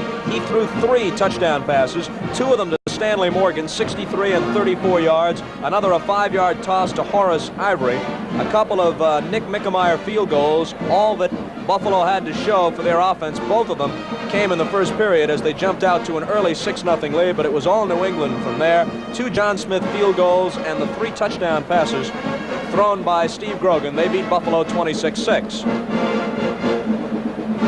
And the Cardinals, who have been laying in the weeds waiting to ambush somebody, coming in with a 2-7 record today at Busch Stadium. They beat Minnesota 37-7. Otis Anderson had a 34-yard touchdown run in that game. Rod Phillips a 16-yard touchdown gallop. Wayne Morris a short touchdown run. Jim Hart threw a touchdown pass to Otis Anderson, so he scored twice, Anderson did. Roger Worley ran an interception back for a touchdown, and Steve Little had a 42-yard field goal for the Cardinals. Tommy Kramer to Sammy White, the only touchdown of the game for Minnesota, as they bow to the Big Red of St. Louis, 37-7. Baltimore over Cincinnati, 38-28. And with Burt Jones back, the Colts are a far more formidable club. Well, I guess that sort of shows you same thing here in our ball game. So goes Stabler, so go the Raiders, and you can see that with Baltimore. But no sooner do I say that than we're handed a note that Jones was hurt again today. He re-injured his right shoulder. X-rays were negative, and it was actually Greg Landry who came on and did the bulk of the duty today for Baltimore. Landry threw a couple of touchdown passes of his own. Before being hurt, Jones had thrown one. Joe Washington ran for a couple of scores for Baltimore. They beat Cincinnati 38-28. Well, so goes Baltimore, so goes Landry. Well, that's all right. You can just change your commentary to fit the situation. San Diego, keeping the pressure on the Raiders, beat Kansas City in Kansas City 20-14. Dan Fouts did not pass for 300 yards today, stopping his streak at an NFL record of 4 games. Fouts, however, did throw a touchdown pass of 13 yards to John Jefferson. Mike Wood had a couple of field goals, and Clarence Williams had a 5-yard touchdown run for San Diego. 2 Steve Fuller touchdown strikes provided the scoring for Kansas City, one of 18 yards and another for 24, as they bow to San Diego 20-14, and the Chargers stay a game in front of Oakland. That's if Oakland can win today, and they lead at 16-10 over San Francisco. Now let's go to Jane Kennedy in New York.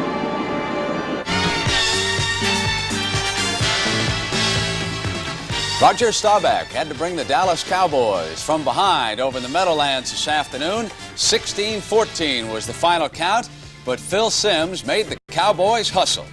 The Giants moved ahead on this pass. Simms to Johnny Perkins, 32-yard score. The Giants led it by 7. Big defensive play. 4th and goal. Staubach gambled. Carson deflected it away. Then on a reverse, watch number 80, Tony Hill. He gets thumped, turning the left corner, turned the ball over, and the Giants promptly marched down and scored again as the rookie out of Morehead State went to his fullback, coming out of the backfield, number 38, Billy Taylor. It was 14-6 Giants. Roger Staubach on the day was 20 of 30, 266 yards, and this touchdown to Drew Pearson. With time running out, Pearson and Tony Dorsett got Raphael Septian this opportunity, and from 23 yards away, he nailed it down for the win. And you can see the dejection of the New York Giants, who had won 4 in a row this year. Tampa Bay and Atlanta. The Buccaneers moved ahead behind the throwing of Doug Williams, and Steve Bartkowski had to rally the Falcons down the stretch. Doug Williams looks like a fine young quarterback for John McKay. Look at the strength of this arm. He throws it a mile. Owens to the 1-yard line. Ricky Bell having a strong year, in for the touchdown. Then it was all Falcons. Mayberry got to the 5-yard line. And Bartkowski, 10 of 19, 177 yards, and this touchdown pass to Jim Mitchell. And finally, this play won the game. Trailing by 4 points, he turned it on. Bubba Bean going all the way, 60-yard run, and they pull it out, 17-14. Let's send you back to the stadium.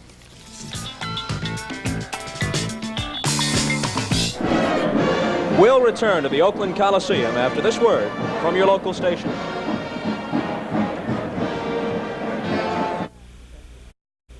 Teddy Kennedy. Will his past affect his future? A look at the public figure and the private man as CBS reports Teddy, Sunday at 10, 9 Central and Mountain. This is CBS.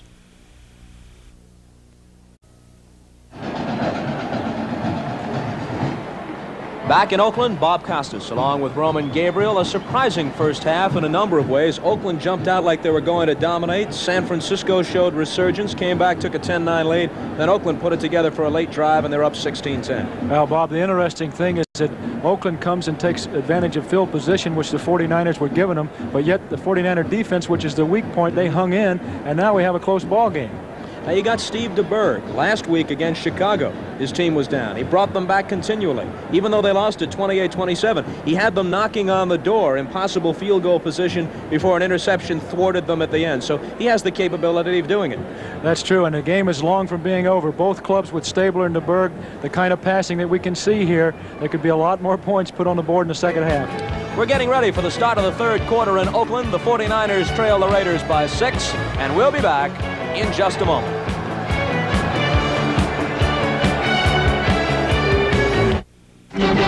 This is one of the great masterpieces in music. Not Beethoven's Fifth, another pioneer first. The CTF 950 cassette deck with fluoroscan metering and metal tape capability for virtually distortion-free recording. The pioneer CTF 950, the masterpiece that helps you appreciate others like Beethoven's Fifth or Rod Stewart's latest. Pioneer, we bring it back alive. Stanley makes saws to cut any job down to size. Cross-cut saws to cut across the grain. Rip saws to cut along the grain. Compass saws for odd shapes. Coping saws for curves. For precision cuts, back saws. For metal, hacksaws. Stanley saws are made with tough, tempered steel and selected hardwoods, then packed in a protective sleeve packed with information. Stanley, we want to help you do things right. Buy any of these specially tagged saws and get up to a $1.50 rebate from Stanley. Hi, I'm Steve DeBerg of the San Francisco 49ers. This is our town, San Francisco. I'd like to show you a part of it that is very special to me. Right down the street, they're saving lives and doing an incredible job of it. It's the San Francisco Senior Center, an agency supported by United Way. Hi. Hi. This is my wife, Marcia. We like to come here because these older people are very special to us. They do a lot of living here. The United Way volunteers help bring them together. They teach them ceramics, writing, art classes. They help them stay healthy. Most of all, it's a place to come to and get away from lonely rooms and the isolation that haunts so many of our senior citizens. Thanks to them, and thanks to you, it works for all of us. The United Way.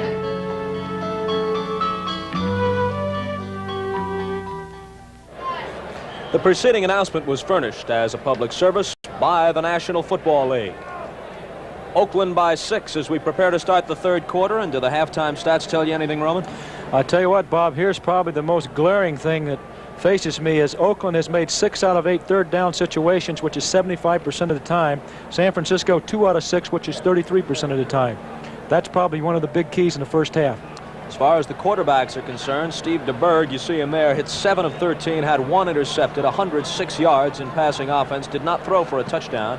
Kenny Stabler, 9 of 13, no interceptions, and 1 of his went for a TD to Cliff Branch. Not much difference between the quarterbacks. The difference in yards rushing, 49ers 56 and Oakland has 91. 58 of those 91 yards belonging to Mark Van Eegen, who might be on his way to a 100-yard day. He's carried 16 times already. Top pass receivers, Dave Casper has caught 4 for Oakland, Freddie Solomon 3 for San Francisco. It's San Francisco ball as the half begins with Lenville Elliott fumbling on the kickoff return. The 49ers have been fumbling the ball all day long. Now let's see who comes out of the pile with this one. Oakland does. Boy, that's a tough way to start the second half. Now this is the kind of thing that's been hurting the 49ers prior to this ball game. They are a -7 in the turnover department. The second half begins just the way the first half ended. James Owens fumbled at the end of a long kick return, which took them out of a possible field goal right at the conclusion of the first half. Now at the start of the second, Lenville Elliott coughs it up, and it's Hiram Matthews who makes the recovery for the Raiders. That was number 38 coming across field there. Rufus Bess knocking the ball out of his hand. Raiders have it at the 49er 22. Stabler goes to the air. Mark Van Eegen has the catch. Van Eegen down to the 10-yard line for a first down. Good call. Come out of the chute with a pass. A little check down. Van Eegen blocking for a second in the backfield, letting the linebackers get into underneath coverage. Watch Van Eegen go to the right, check his responsibility, and come over the middle. Stabler very keen at this kind of play. The fumble by Elliott was the 4th by the 49ers today, and the 3rd one they've lost. On the other hand, Oakland hasn't been completely flawless either. They've fumbled and lost it twice. Mark Van Eegen, who seldom fumbles, holds on to the ball, but doesn't have much more than that. Back to the line of scrimmage. Well, you know, Bob, talking about the turnover department, we mentioned the 49ers coming into the game were a -7, whereas Oakland was a +11, which is a difference in their records. Well, DeBerg has had 1 pass intercepted, and they've lost 3 fumbles, so they've been guilty of 4 turnovers already today. And their defense doesn't take anything away, so it's difficult for the offense to generate. Yeah, they themselves have had only 4 interceptions in 9 games this year. 2nd down and 10. Mark Van Eegen trying to slash his way through, but the 49ers were waiting for him. He gets to about the 8-yard line. Technically, they can get a first down, judging by where the sticks are. They can get a first down inside the 1-yard line, but for all practical purposes, it's 3rd and goal from the 8. Boy, those cornerbacks have to be brave. Not only do they have to cover one-on-one, that time Gerald Williams came up and met the block of Art Shell, who goes about 285. Dave Dalby bends over the ball at center, And Kenny Stabler drops back. Throwing for Cliff Branch, and Branch has his second touchdown of the day. So Branch, who had gone through a season-long scoring drought, has found pay dirt twice in this ball game against the 49ers. That could almost be called a pick as Matthews came out of the backfield and Gerald Williams lost his man. Branch was wide open. Look at Stabler, he's happy. Let's take a look. Matthews comes out of the left side of the backfield, going to the corner. Branch comes underneath. Right there, you can see the pick, a defensive lineman. Vincent trying to cover Matthews, 43. I don't understand that defense. So Kenny Stabler has his 14th touchdown pass of the year, his second today, both of them to Cliff Branch. Wonder if we could get another shot of that. It took the Raiders only 2 minutes and 2 seconds of the second half to increase their advantage to 22-10. And now Jim Breach will come on for the extra point try. Here it is, Roman. All right, let's take a look here. We see the fine blocking up front. We got a safety blitz coming in, and we got Vincent, a defensive tackle, isolated on a tailback. And then he ends up screening. Well, watch Dalby, 50. Pass, but there's Harper coming from the left side, picked up that by Van Egan very well. Cedric Harmon's taken out of the play. There's the safety, number 30, Gray. So the isolation worked. Quite a play, quite a play. And there's Gerard Williams on the sideline. I don't know if he was shaken up on the play or if they're just consoling him over the trouble he might have had on the coverage. Well, you know what looked as though happened when Vincent, 75, the tackle, he got peeled off on Gerard Williams, and Williams sort of smacked into him. Didn't see him coming. Probably got a headache.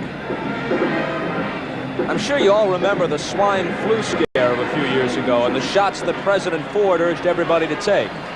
Well, a lot of people thought they were safe, and it turned out that they weren't, at least not 100%. Watch 60 Minutes tonight for an update on that swine flu situation at 7 o'clock Pacific time here on CBS. Hey, Bob, I think now I've been able to decide what happened on the play. Vincent has moved in for Hardman, and on that particular defense, when a safety and all the backers come, they try to cover the back with the defensive end, and that was Vincent's man, and there's just no way he could cover it. The Raiders had the right play at the right time. Boy, Chalk one up for Stabler. The two kick return fumbles have turned this game completely around. If Owens holds on at the end of the first half with the kind of place kicking year that Wersching is having, it's a pretty good bet that this game is 16-13 at the half. And then if Elliott doesn't fumble at the start of the third quarter, even if the 49ers don't go on to score themselves, it's still a 3-point game. Instead, Breach is trying to make it a 13-point differential if he hits this, which he does barely so. It was fading off to the left on him, but he snuck it through the uprights. So with 12:58 left in the third period, it's Oakland 23 and San Francisco 10. Announcing a gas-saving breakthrough from Ford Motor Company. The first and only automatic overdrive transmission in any American-made car. When your car reaches about 40, Ford's new transmission automatically shifts into overdrive. The result? Your engine runs 1/3 slower for increased highway fuel efficiency. It's one of many engineering improvements that help 1980 Ford, Mercury, and Lincoln cars average over 120 more estimated highway miles than last year on 20 gallons of gas. That's incredible. Automatic overdrive at Ford, Mercury, and Lincoln dealers. Time for milk. Any meal is a right time for milk. A glass of milk helps you go, go, go. When you're busy as can be, milk's the answer, you'll agree. A great big glass of milk really makes the meal. A great big glass of milk really makes the meal. Next Saturday on the CBS Sports Spectacular, see the heavyweights in action in the World Powerlifting Championships, plus Part 2 of the Battle of the NFL Cheerleaders and the conclusion of the World Series of Poker. You'll say you saw it on CBS Sports.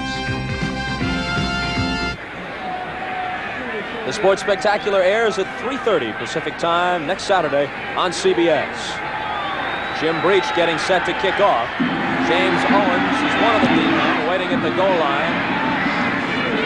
Paul Hofer is the other. It's Owens who takes it down around the 1, 15, 20, 24-yard line, and that's all. They almost lost that ball. He was hit real hard. A good shoulder tackle. James Owens, the rookie from UCLA, had been used on both offense and defense. Offense as a wide receiver, defense as a free safety by Bill Walsh earlier this season. But Walsh says that as of this week, he is solely an offensive player. And there's the stats on the drive, which the Raiders took to a 23-10 lead. Concluded with the 8-yard pass to Cliff Branch from Kenny Stabler. 1st and 10 from the 24. San Francisco's first play from scrimmage in the second half is a completed pass to Wilbur Jackson, who's promptly wrapped up by Lester Hayes, and Jackson doesn't like the fashion in which Hayes did it. Well, Lester Hayes was put in the right position by the defense. That time they had a corner zone. Hayes rolls up to cover the flat. He just smacked Wilbur Jackson. That's part of the game. Watch Lester Hayes here. He just kissed him real good right there. A little wrestling match. And then, of course, Ted Hendricks came over to finish him off. I don't think Jackson appreciated that part of it either. He hit the wrong guy. Hendricks is the one he wanted. Not really, if he realized who it was. 2nd and 7 from the 27. Clock moving, exactly 12 minutes to play, 3rd quarter. DeBerg has time, and over the middle he's got Paul Hofer. Hofer just runs right between two tacklers and gets out to the 44-yard line for a San Francisco first down. Well, we understand that Williams is a bit woozy and might not be back in that 49er defense. That time, Hofer, again, isolated on a linebacker, and it's difficult for a linebacker to cover a good running back. That's Gerard Williams that Roman was referring to. There's Phil Villapiano. 9-year veteran out of Bowling Green. 1st and 10 from the 43, they call it. The handoff goes to Hofer, and Hofer gets about 3 yards to the 46 before Dave Browning, who's back in the lineup now after sitting out a while with an injured shoulder, makes the tackle. Well, that's the play the 49ers had success with in the first half, that little counter trap up the middle. Browning shut it off, though, coming from his left defensive end position. O.J. Simpson, he started the game, but since the first couple of series, we haven't seen him. It's hard to believe he's played 10 years. What a running back he is. O.J. averaged about 4.5 yards per carry through the first 5 games of this year, but in his last 3 games, he's averaged only 2.4. So his performance has fallen off, and so is his playing time. DeBerg unloads, and a diving catch over the middle by tight end Bob Brewer. DeBerg's pass is caught by Bob Brewer. Mike Davis, the strong safety, there too late on the coverage. Another San Francisco first down. Bob, that time Hendricks blitzed from the outside, and Villapiano came on an inside blitz, leaving that area of the field open for Brewer. DeBerg right on the money.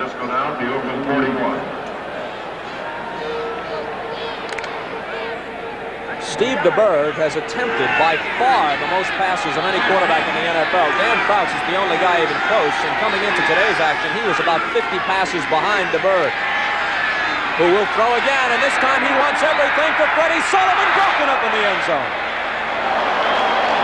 Monty Jackson. First pass, definitely Freddie Sullivan, broken up by Monty Jackson. Monty Jackson just barely getting there in time as Solomon had him beat deep. That time the Raiders were in another blitzing situation, bringing Villapiano and Hendricks. Monty Jackson has been bothered by a knee injury some this season, and Henry Williams, a 6th-round draft choice out of San Diego State, a rookie, had been starting ahead of him, but Jackson reclaimed his starting job today. There's a penalty here against the 49ers. My guess would be holding. Bill Walsh obviously not thrilled. Holding, offense, number 67. First down.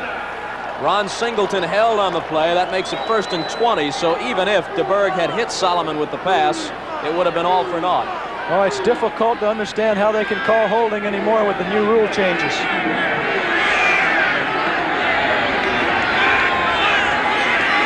DeBerg to the air again. They're coming after him. He manages to get rid of it. Francis, who scored the touchdown earlier, fumbles as he's hit. Black shirts all around it. And it will be Oakland's football. The 5th 49er turnover, 1 of them a DeBerg interception, 4 of them lost fumbles. Johnson was the man who forced the fumble, and Monty Jackson the man who recovered it.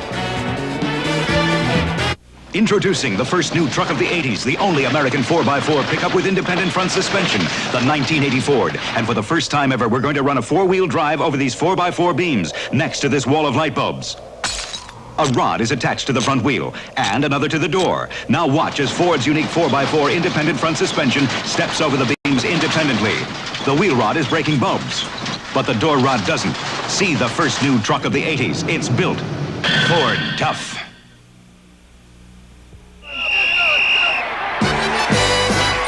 This Bud's for all the people who make the sidelines a part of the show.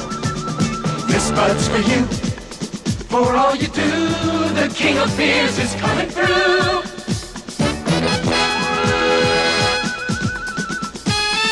Yeah, just for you, that distinctively clean, crisp taste that says Budweiser.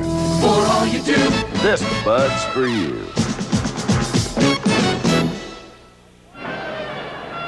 Mike Wallace, Dan Rather, Morley Safer, and Harry Reasoner are warming up for 60 Minutes, which leads off the evening lineup on CBS, followed by Archie Bunker's Place, One Day at a Time, Alice, The Jeffersons, and then a special edition of CBS Reports as we focus on Massachusetts Senator Edward Kennedy and his upcoming try for the presidency. Mark Van Egan carries on first down and gets about 5. Van Egan, the ball carrier. Well, Gerard Williams is not in the ball game. They have number 46, Melvin Morgan. Look at this shot. Personal friend of yours? Santa Claus comes early.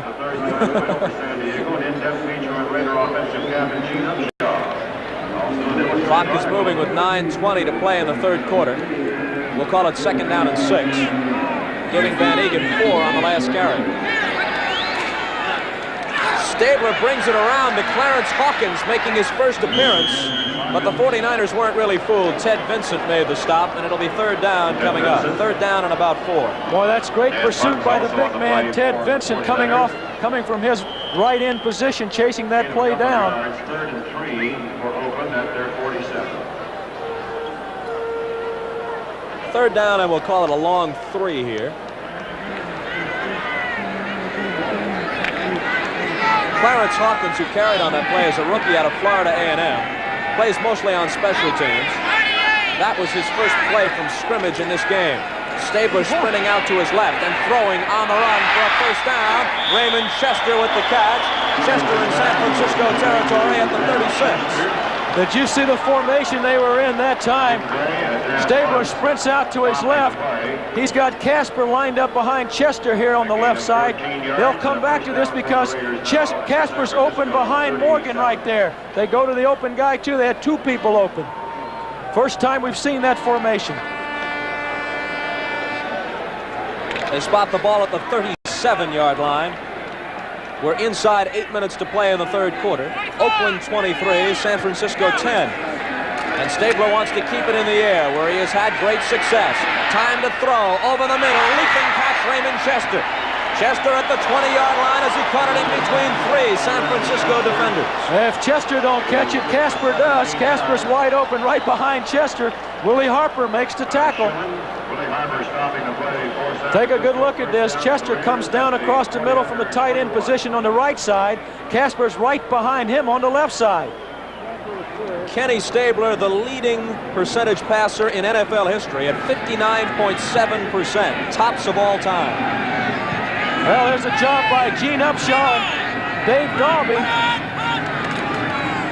They go with the run on first down, and Van Egan powers his way for about 3 before they push him back. Difficult to stop an offense like the Raiders whenever Stabler's on the money and they're able to move the ball on the ground. 49er defense kept off balance all day long. 6:45 to play third quarter. Second and 7 from the 17. If they come out of this with 7 points, the 49ers are in real bad shape. Well, Bob, here's that formation with Chester at tight end and Casper right behind him on the right side. Stabler dropping, pumping, loves to do that, unloads, nobody there. Cliff Branch, I guess, the closest to it. Yeah, Branch looked as though he might have been open. Casper fell down, turning to come across the middle, and just as the ball was released. There's Clarence Hawkins, 26, standing next to Stabler. And here's Dave Casper's pass route. Just as the ball's released, Casper slips. Oh, he took a shot from Cornelius.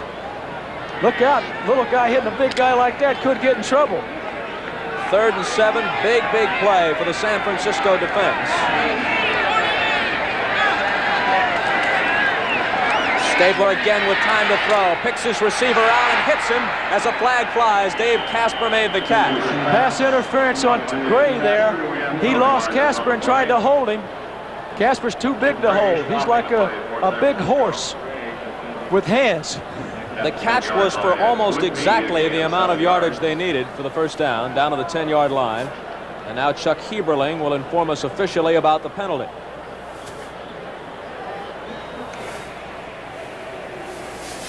We have tripping against number 63 on offense. We have defensive holding, number 30 on defense. Offset, same down. Well, a break for the 49ers, offsetting penalties. All right, let's watch the pass interference. Casper going downfield is going to turn in. Gray right here has a hold of his shoulder pad, brings him down, but Casper's back up like a cat. Somewhere elsewhere on the field, a Raider clipped on the play, so it's 3rd and 7 all over again. They caught Gene Upshaw clipping. Kenny Stabler, 13 out of 18. Hasn't missed many. Time to throw again, all day. Into the end zone, intercepted by Charles Cornelius, who had some ideas about running it out and then thought better of it. The 49ers are still alive. They're within a couple of touchdowns.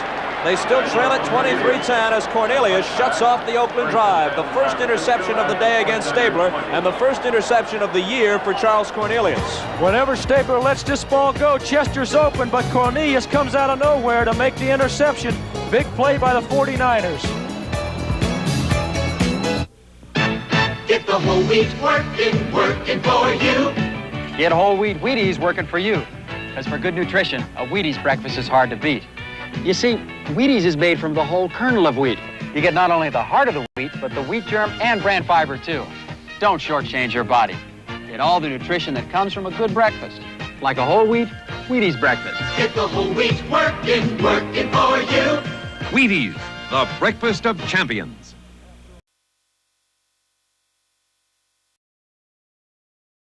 All these guys got to drink is light beer. Have you ever tasted light beer? This is Coors Light. The surprising taste of Coors Light. Hey, this isn't bad at all. Comes from pure Rocky Mountain spring water and high country barley. This is darn good. And a way of brewing that squeezes a lot of the calories out but leaves all the taste in. Guys, I'm surprised. Man. Coors Light, the surprise is how good it tastes. Live from Laurel, Maryland, see the 29th running of the Washington, D.C. International. Post time is 4 p.m. next Saturday. You'll say, you saw it on CBS Sports. Don't forget that D.C. International next week on CBS, and now Kenny Stabler to unload. Don't tell me that the 10-year pro's not into this ball game. He thinks it's there, but then the interception, he's into this ball game. Thought he had 6 when he first let it go, but Cornelius came off another receiver to make the interception, which quickly changed the reaction of Stabler.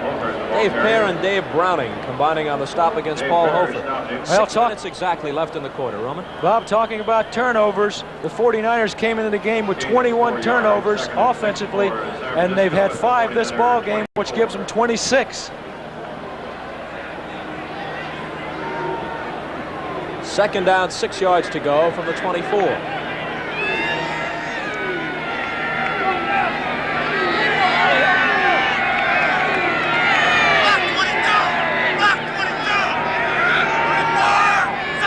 DeBerg barks the signals, drops back to throw. His line gives him time, and it's deflected and incomplete.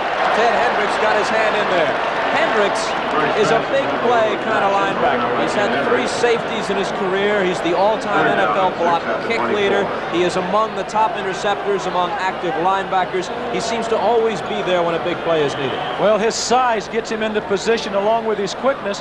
DeBerg tried to throw the ball over top of him. A normal linebacker, he might have done it, but Hendricks is 6'5", 6'6". Difficult to get the ball over his hands. Well, we got the 4-man rush and the 5 defensive backs in there now for Oakland.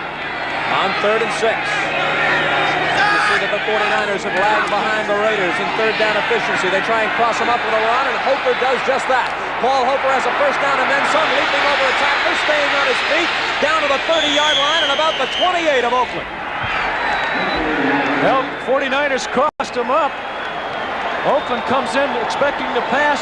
They go to a run, which so many teams do now against that type of prevent. They shut the outside off, and Hofer makes a fine run. Just a simple handoff, a sweep to the outside. They shut down the right side of Oakland's defensive line. Boy, they buried that guy. And there's McAfee making a fine block. Tatum, Lester Hayes. Paul Hofer, an 11th round draft choice 4 years ago out of Ole Miss. Really establishing himself now with the 49ers. DeBerg throws and almost intercepted by Jack Tatum. Intended for Linville Elliott, and Tatum had it in his hands and couldn't hold on. Well, they had Elliott down there in about a 15-yard area. They flooded the left side of the field. Ball was thrown too high. Linville Elliott, though, Johnny on the spot, prevents the interception.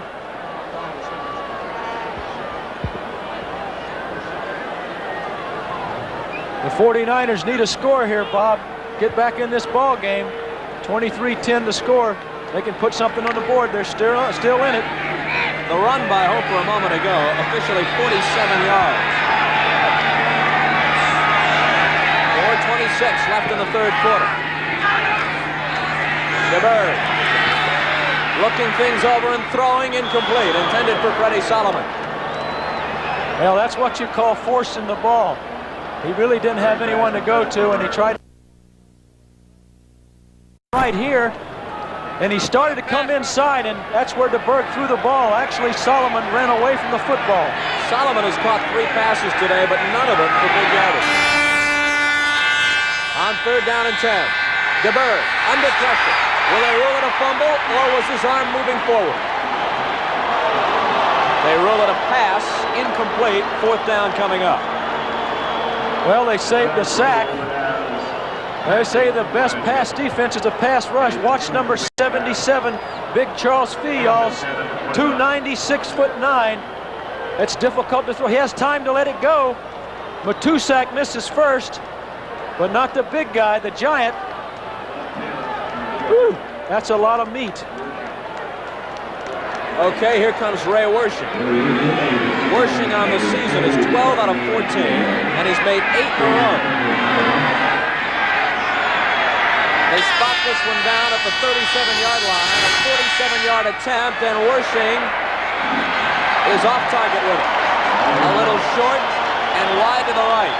The score remains Oakland 23 and San Francisco 10, with 4:10 remaining in the 3rd quarter. Here's an exciting Radio Shack gift idea. Space Patrol walkie-talkies. Christmas favorite for over 15 years. Okay, TJ, I'll meet you every week. Real two-way radios for outdoor fun and adventure. 2 different models, each with Morse code key. This one has a built-in AM radio. Let your kids join over 3 million delighted Space Patrol owners with a gift price walkie-talkie. That's just $9.95 and $14.95 each. Only at Radio Shack, your Christmas electronics store.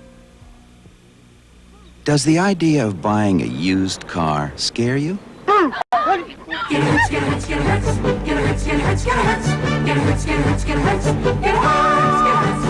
Get a great car buy at Hertz Buy a Car. We sell only the best cars from the Hertz Rent-A-Car fleet, and we give you the complete service and maintenance records so you know exactly what you're getting.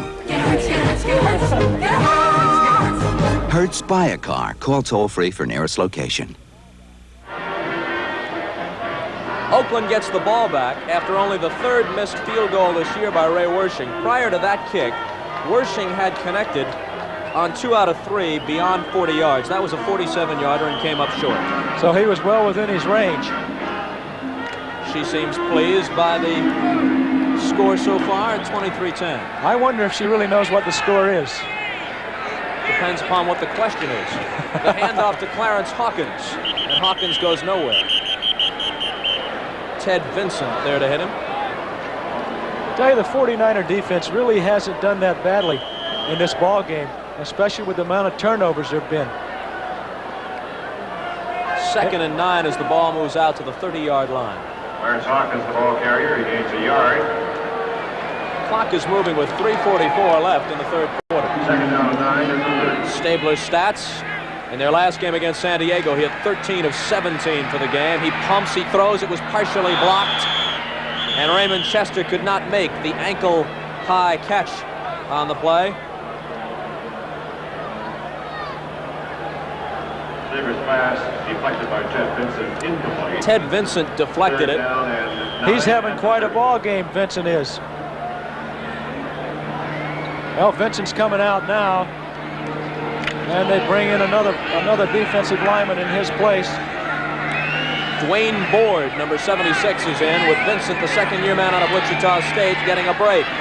Kenny Stabler back on 3rd down over the middle, and Raymond Chester makes the clutch reception again. Dan Bunz pounds the ground in disgust. He was there on the coverage, but not in time to break it up. Well, it's difficult to cover a receiver like Chester, especially when he's running against linebackers. That time the 49ers doubled both sides.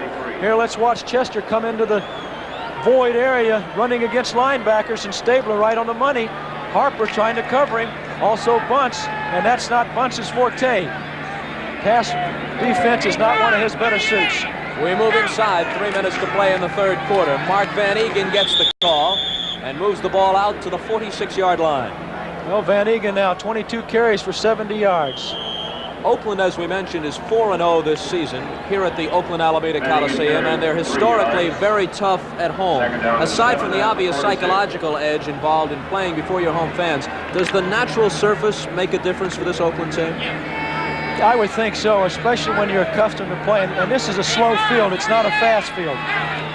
Chicago, as you saw, with a big lead on the Lions at Soldier Field, 28-7 in the third. Dave Casper makes the catch at the 49 of San Francisco. Melvin Morgan and Ron Schumann hit him. Again, Stabler, a fine call. Stabler, with his experience, expecting a zone defense, he got it, and he hits Casper right in the void. Makes it 3rd down, a yard and a half to go for the Raiders at San Francisco 49. We're liable to see a lot of teams going to this 2 tight end formation. They've got 3rd, and we'll call it 2. And they brought in a 3rd running back, Booker Russell. Mark Van Eegen stopped possibly short of what he needed for the first down. I think he is short. Looked like Jimmy Webb was the first man in there to meet him. Number 74. Sort of a surprise. You need 3rd down yardage. You don't go to your left side where Upshaw and Shell are. When they bring in Booker Russell as the 3rd back, they line Van Eegen and Russell up behind Stabler and put Derek Jensen, the other running back, in kind of a slot at the end of the line. That way they hopefully create a lot of holes, and they balance the left and right side, because now your linebackers aren't too sure where the strong side is. They are short by that much, says Chuck Eberling. And they bring Ray Guy out for the punt, and the fans don't like it. Well, Tom Flores seems to know what he's doing. Oakland's up 23-10, and he's being paid to make those decisions, not the fans. Ooh, Jets 24, Jets. Green Bay 22. A couple of unpredictable clubs. Each has played both very poorly and very well at times this season. Guy's only punt went for 44 yards today, which is just about his average. Freddie Solomon and Tony Dungy wait for the kick. Some shifting along the Oakland line. What they're trying to do here, they'll take a delay of game penalty. What they were trying to do was cause some confusion and maybe get San Francisco off sides and get a cheap first delay down. Of game, number 8. And that works often. So many times in a ball game, you'll get somebody that's a little anxious. They draw them off sides and get an easy first. The delay of game does not bother them at all. Freddie Solomon is nearest to you. Tony Dungy at the top of your screen. Actually, moving 5 yards further back probably gives Guy a better chance to drop it in the coffin corner now. It does, because he has such great length on his punts. 1 minute and 1 second left in the third quarter. Good snap to Guy under no pressure. He angles it for the sideline and out of bounds. but not as deep in San Francisco territory as he had hoped. As a matter of fact, not even to the 20-yard line. They're going to spot it at the 27 of the 49ers. That wasn't what he wanted. I'm sure he would have liked to have gotten about 15 more yards on that.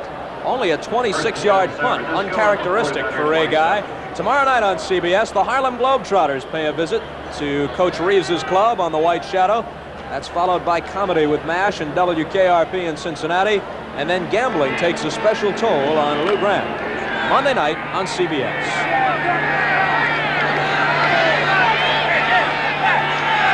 55 seconds to play third quarter from the 27 of San Francisco. The 49ers, who once held a 10-9 lead and now trail 23-10, go back to work. Freddie Solomon makes the catch, eludes Monty Johnson, cuts back, and has good yardage to around the 42 or 3 before Lester Hayes spins him down. Lester Hayes stopped him. Well, the 49ers trying to take advantage. 49ers taking advantage of the deep drops by the linebackers here. Solomon comes out to his left, cuts across the middle underneath the linebackers, or in front of the linebackers, makes a fine move here as he missed, as Monty Johnson misses, but not Lester Hayes. Bill Walsh. We both said it. I defer to you, Mr. Gabriel. Go ahead, Bob. That was all I wanted to say. Just Bill Walsh. How are you, Bill? Nice to see you. Throwing deep. Steve DeBerg down the sideline and almost a leaping catch by Mike Schumann. Schumann made a great leaping catch late in the game last week against the Bears, which set the 49ers up at the 25-yard line of Chicago with about a minute to go and in position to win on a Ray Wersching field goal. But a moment later, a Doug Plank interception shut off that drive and sealed the victory for the Bears. Well, that's a difficult thing to teach receivers, is to catch the ball at their highest point. In other words, if a receiver sees birds like that, go up and get it out of the air. 6 seconds to play before the end of the third quarter.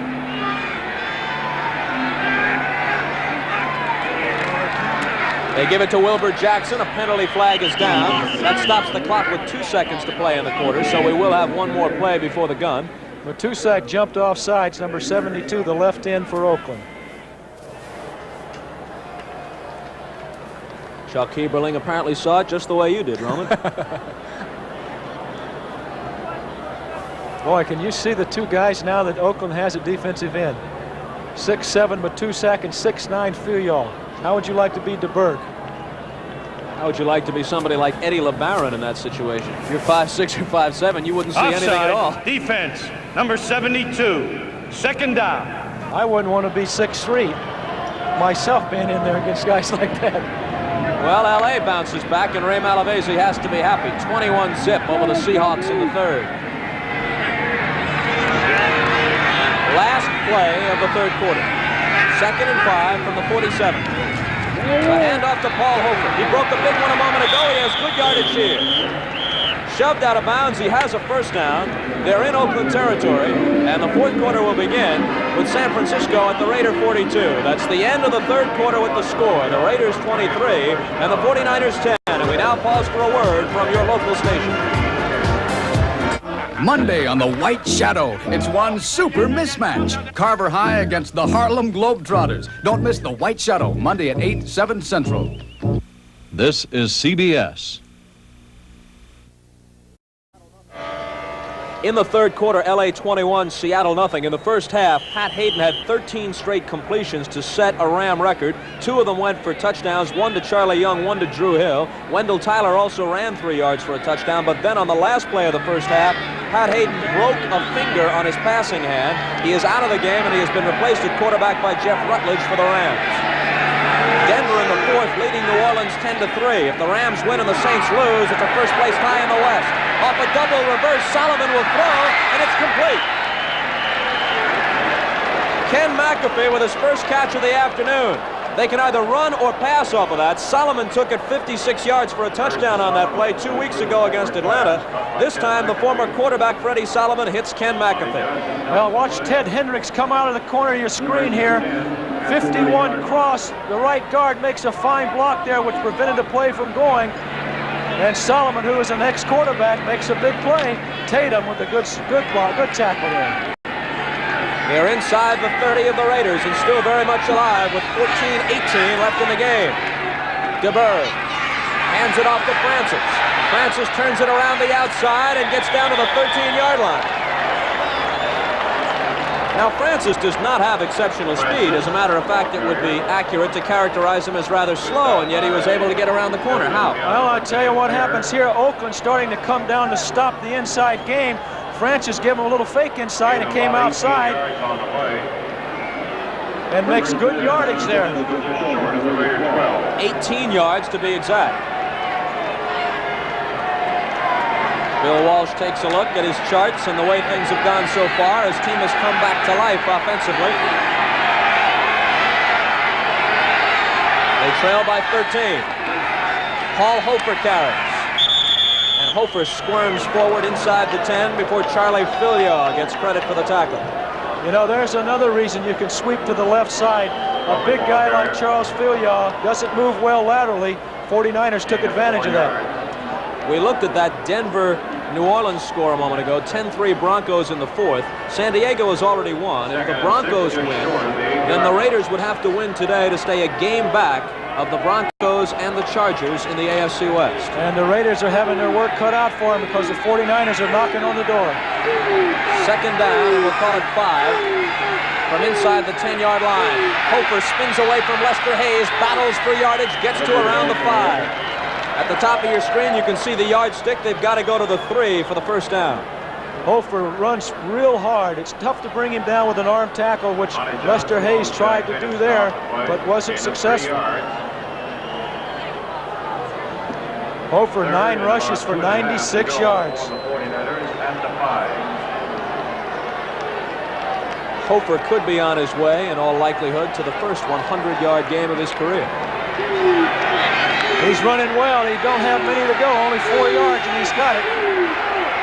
3rd and 2 from the 5. 12:08 left in the game.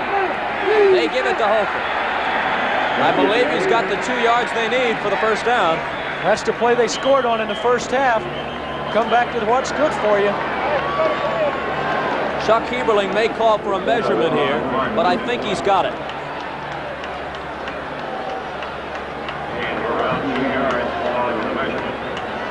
Well, Browning's come back in the game, and the big guy, Filiaw, is coming out. Well, that shows you how much I know.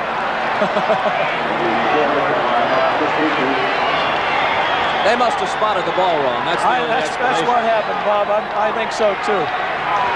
Thank you, Roman. All right. Well, they've got no choice but to go for it. Field goal does them very little good. Well, in a situation like this, you got a big quarterback. Quarterback sneak might not be too bad. 4th and inches says it all. Hofer. He didn't make it. They were waiting for him, Lester Hayes and Jack Tatum. What a defensive effort by Oakland.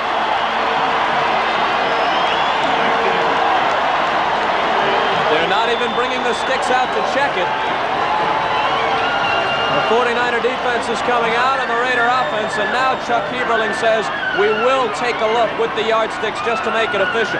Well, they're trying to run over Hendricks and Matusak. Nobody takes Lester Hayes. Lester Hayes, nobody takes him. And there's Jack Tatum.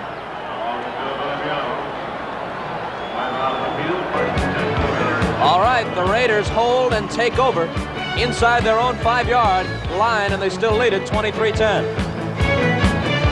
Can a 1980 Ford LTD priced about $7,300 ride as quietly as a $65,000 Rolls-Royce? Both were tested under identical conditions, over smooth roads, over rough roads, at 20, 40, and 55 miles per hour.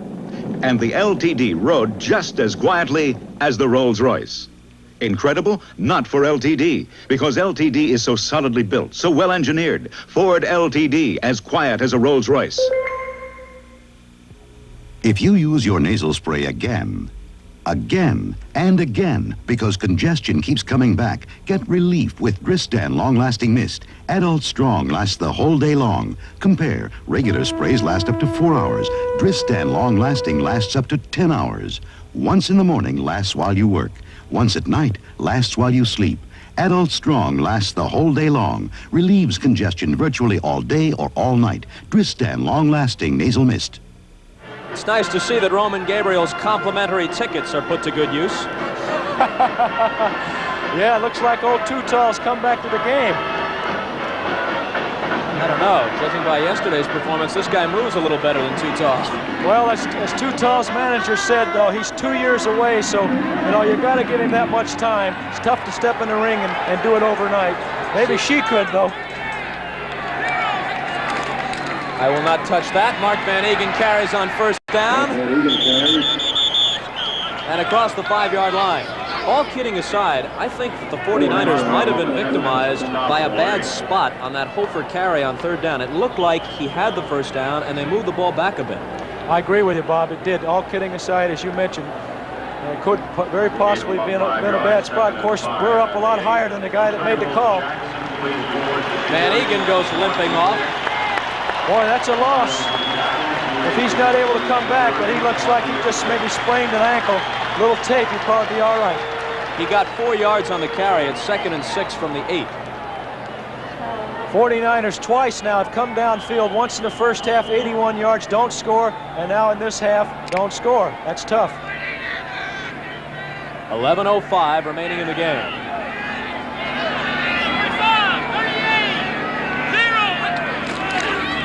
Derek Jensen carries. He's got a first down for the Raiders.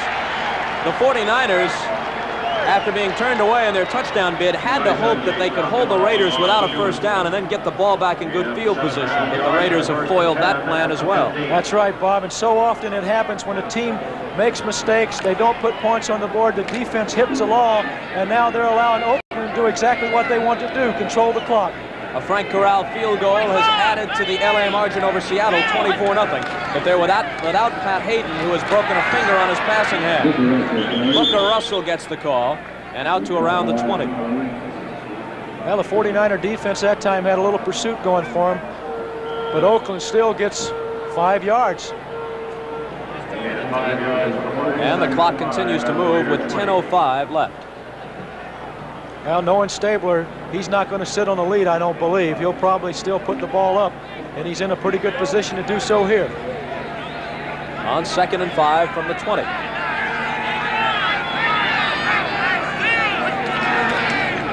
Booker Russell. 2, maybe 3, and third down is upcoming.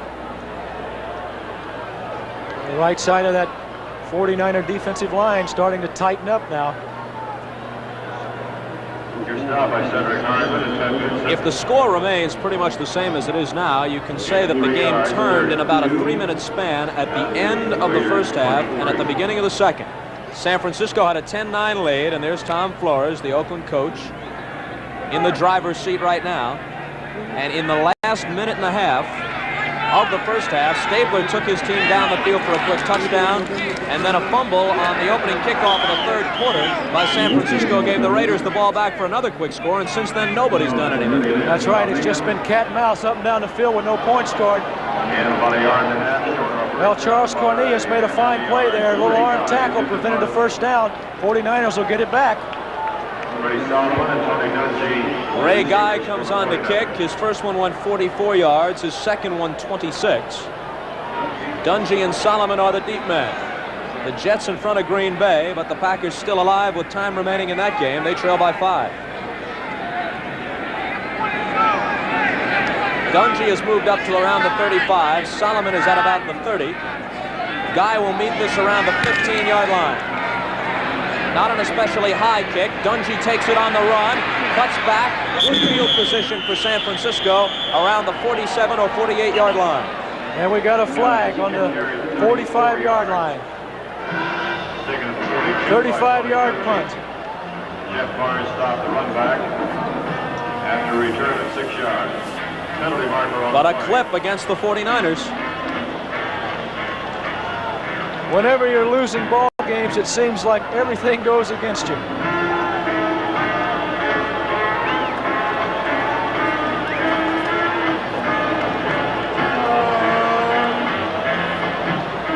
this is going to push them back some, and we'll get the official call from Mr. Heberling. Clipping, number 20 on the return. First down. James Owens clipped on the return.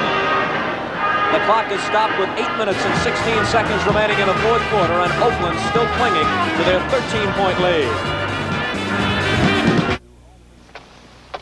Look what's happened to home heating and air conditioning costs. Up and up. Up over 80% in 5 years. But there's a way you can fight back in your attic.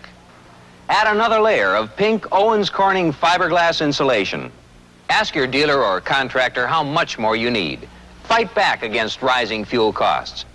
Get Owens Corning fiberglass insulation now. It's cheaper than oil. Taste the high country. Taste the high country. Coors is born high in the Rockies, and the quality never comes down. It's brewed with pure Rocky Mountain spring water and its own special high country barley. It's not downstream beer. That's no flatland beer. It's not city beer. It's Coors. Taste the high country. Climb up to Coors.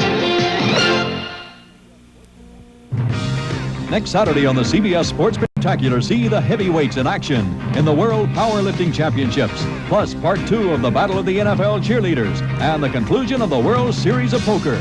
You'll say you saw it on CBS Sports.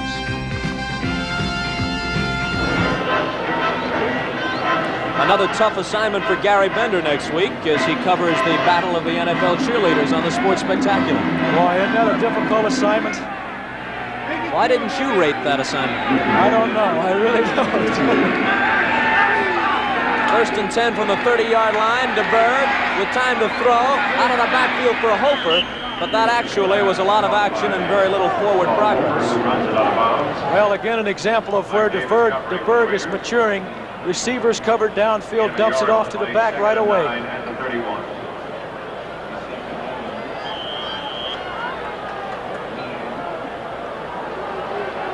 May interest you to know that the Raiderette of the Week is from Sunnyvale, California, Miss Gail Cantor. You can read all about this new Raiderette on page 106 of today's edition of Pro Magazine. I'm turning to it right now. Start leafing through it. All right. Second down and 9 from the 31. Over the middle and incomplete. Well, DeBerg had a little pressure on him that time, and resulting in a bad throw because Solomon was open on a curl pattern right across the middle on the left side. That's what pressure will do. Sometimes you don't have to tackle the quarterback, just get in his way. 8:07 showing on the clock.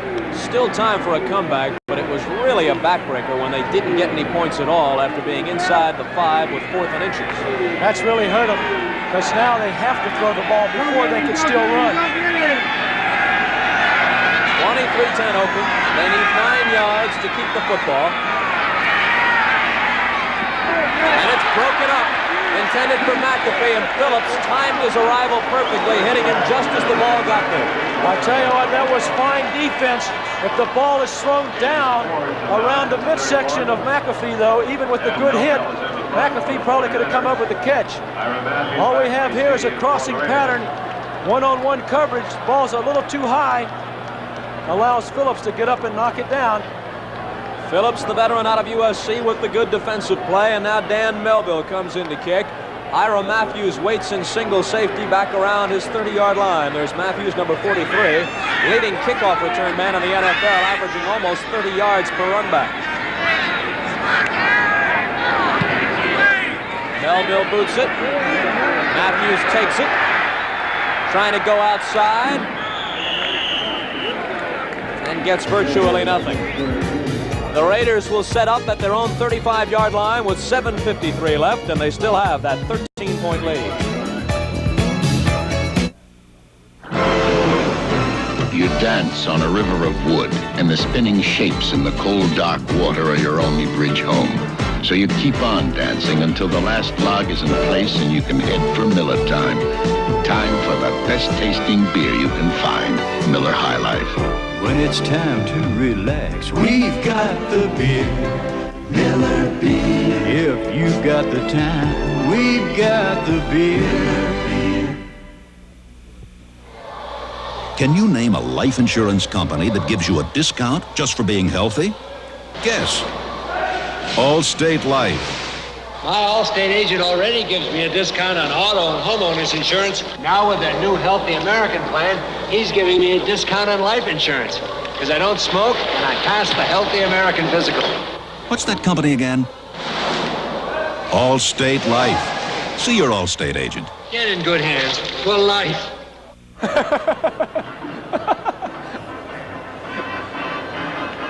Oh, okay. Well, the birds swarm around the Coliseum. It's about the time of day when they seem to descend upon the fans. Well, with the time change, I think they're a little off balance here. They came in at the wrong hour.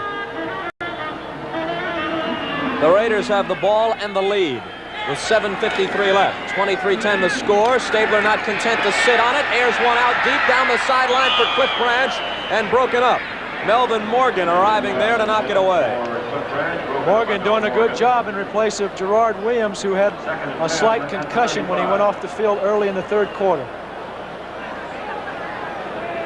The Washington, D.C. International at 3 Pacific time next Saturday, one of the classic turf races from Laurel, Maryland. Expected to compete are Golden Act, the 3-year-old colt who finished in the money in all 3 Triple Crown races, Bowl Game, winner of the Turf Classic, Native Courier, and others. And the show will also include live coverage of a special tribute to a firm from Aqueduct Racetrack in New York.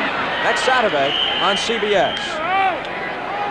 Clarence Hawkins carried, but not very far. Well, he was wrapped up right away. 4-yard loss. Trying to draw a play. Al Cowlings is in the ball game now for the 49ers, a good friend of O.J. Simpson's. 3rd and 14, just past the Raider 30. A 4-yard loss on the play, making it 3rd and 14. So if they can stop this play, the 49ers will get the ball back quickly. Well, with Cowlings in there, they get some experience and leadership. He's very good on the pass rush. That time it was evident as he wrapped up the ball carry on the draw. 3rd down, they need 14. Stabler might be sacked for the first time today. They get him for the first time. Well, they had 3 of them in there on him that time. They got Cowlings, Hardman, and Webb. 3 of them. They only needed 1 more, and they'd have had 4 aces. On the 4th down and 22 to go at the 23. That makes it 4th and 22 as they push them back to the 23. Stabler stalks off. His offense really has been stopped in this second half by the 49er defense, except for that one short drive following the 49er fumble right at the start of the third quarter. Ray got a kick. Dungy and Solomon wait deep.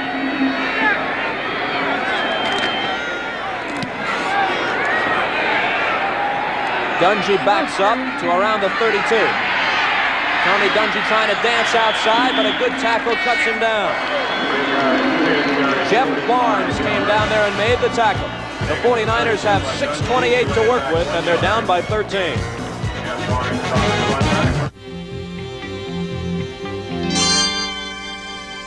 In order to keep people cool or warm, many buildings have to be kept too cool or too warm. In the process, energy and money go flowing out the window. Mercy Hospital in Miami, Florida decided to do something about it. They installed a small IBM computer to manage their consumption of energy.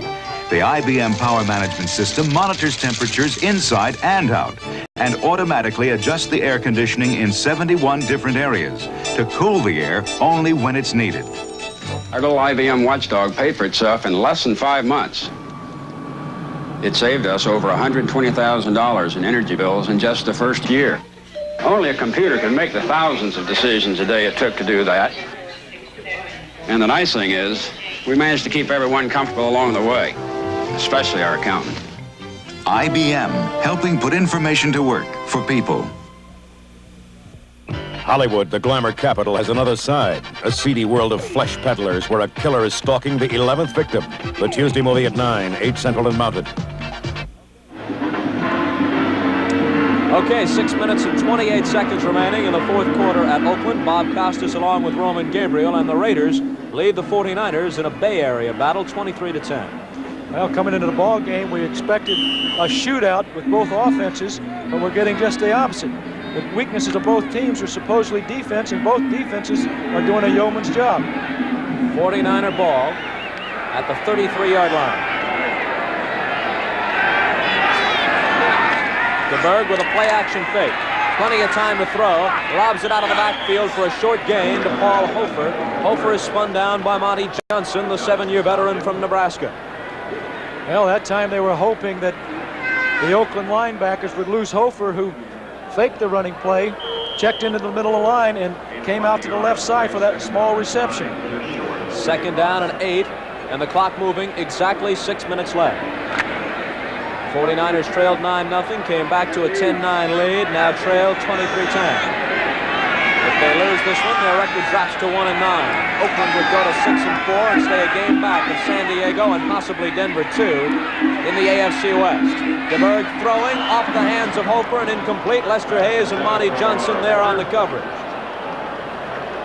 Boy, Oakland had a blanket that time as they doubled both outside people. Had linebackers covering the tight end and running back, and DeBerg went to the right guy, but the ball was just a little overthrown. You saw Mike Schumann picking himself up slowly, but it was Hofer whom the pass was intended for.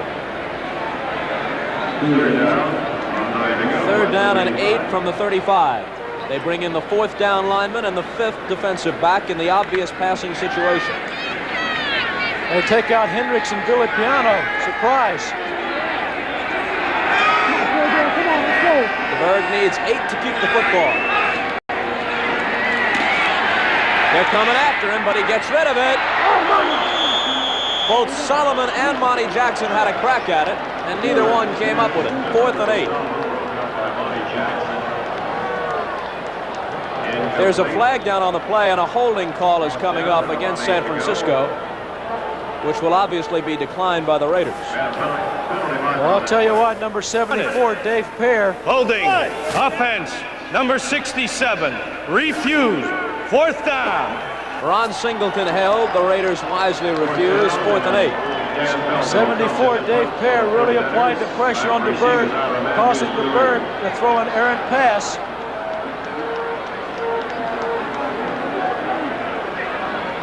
There's Dave Pear, acquired for only a 2nd-round draft choice from the Tampa Bay Buccaneers during the offseason. That's got to rank as a steal for Al Davis and the Oakland Raiders. Well, it has to, because he was also an All-Pro in the Pro Bowl last season. Speaking of Al Davis, the president of the Raider Club, his wife Carol has been ill recently and is in the hospital, and everybody here at CBS wishes her the very best for a speedy recovery. We sure do. Dan Melville will punt. Ira Matthews up to field it on the dead run, and Matthews has some running room down the sideline. Now he cuts it back. This is reminiscent of his touchdown run against the Chargers, because that's just what he did. He started off right side and cut it back left, but this time San Francisco was able to stop him before he got too much running room. But nonetheless, it's good field position for Oakland, and they are really in command with 5:24 left. Watch him walk the tightrope on the sideline. Here's a great lateral movement that he has, too. He cuts back right here. Ron Schumann of the 49ers saves perhaps a touchdown as he comes in from behind to tackle him.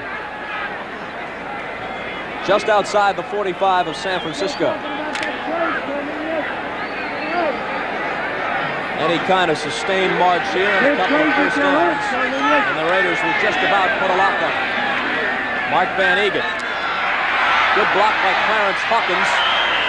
Melvin Morgan fought off it eventually to make the tackle on Van Egan. Well, the one thing the Raiders don't want to do is get out of bounds. That stops the clock. They want to keep the clock running because they can probably sit on it with a couple of first downs. Van Egan got 7.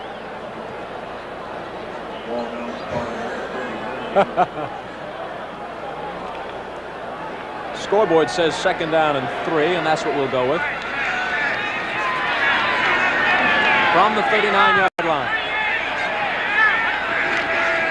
Clarence Hawkins fumbles the football, and the 49ers have it. Charles Cornelius pounces on the fumble.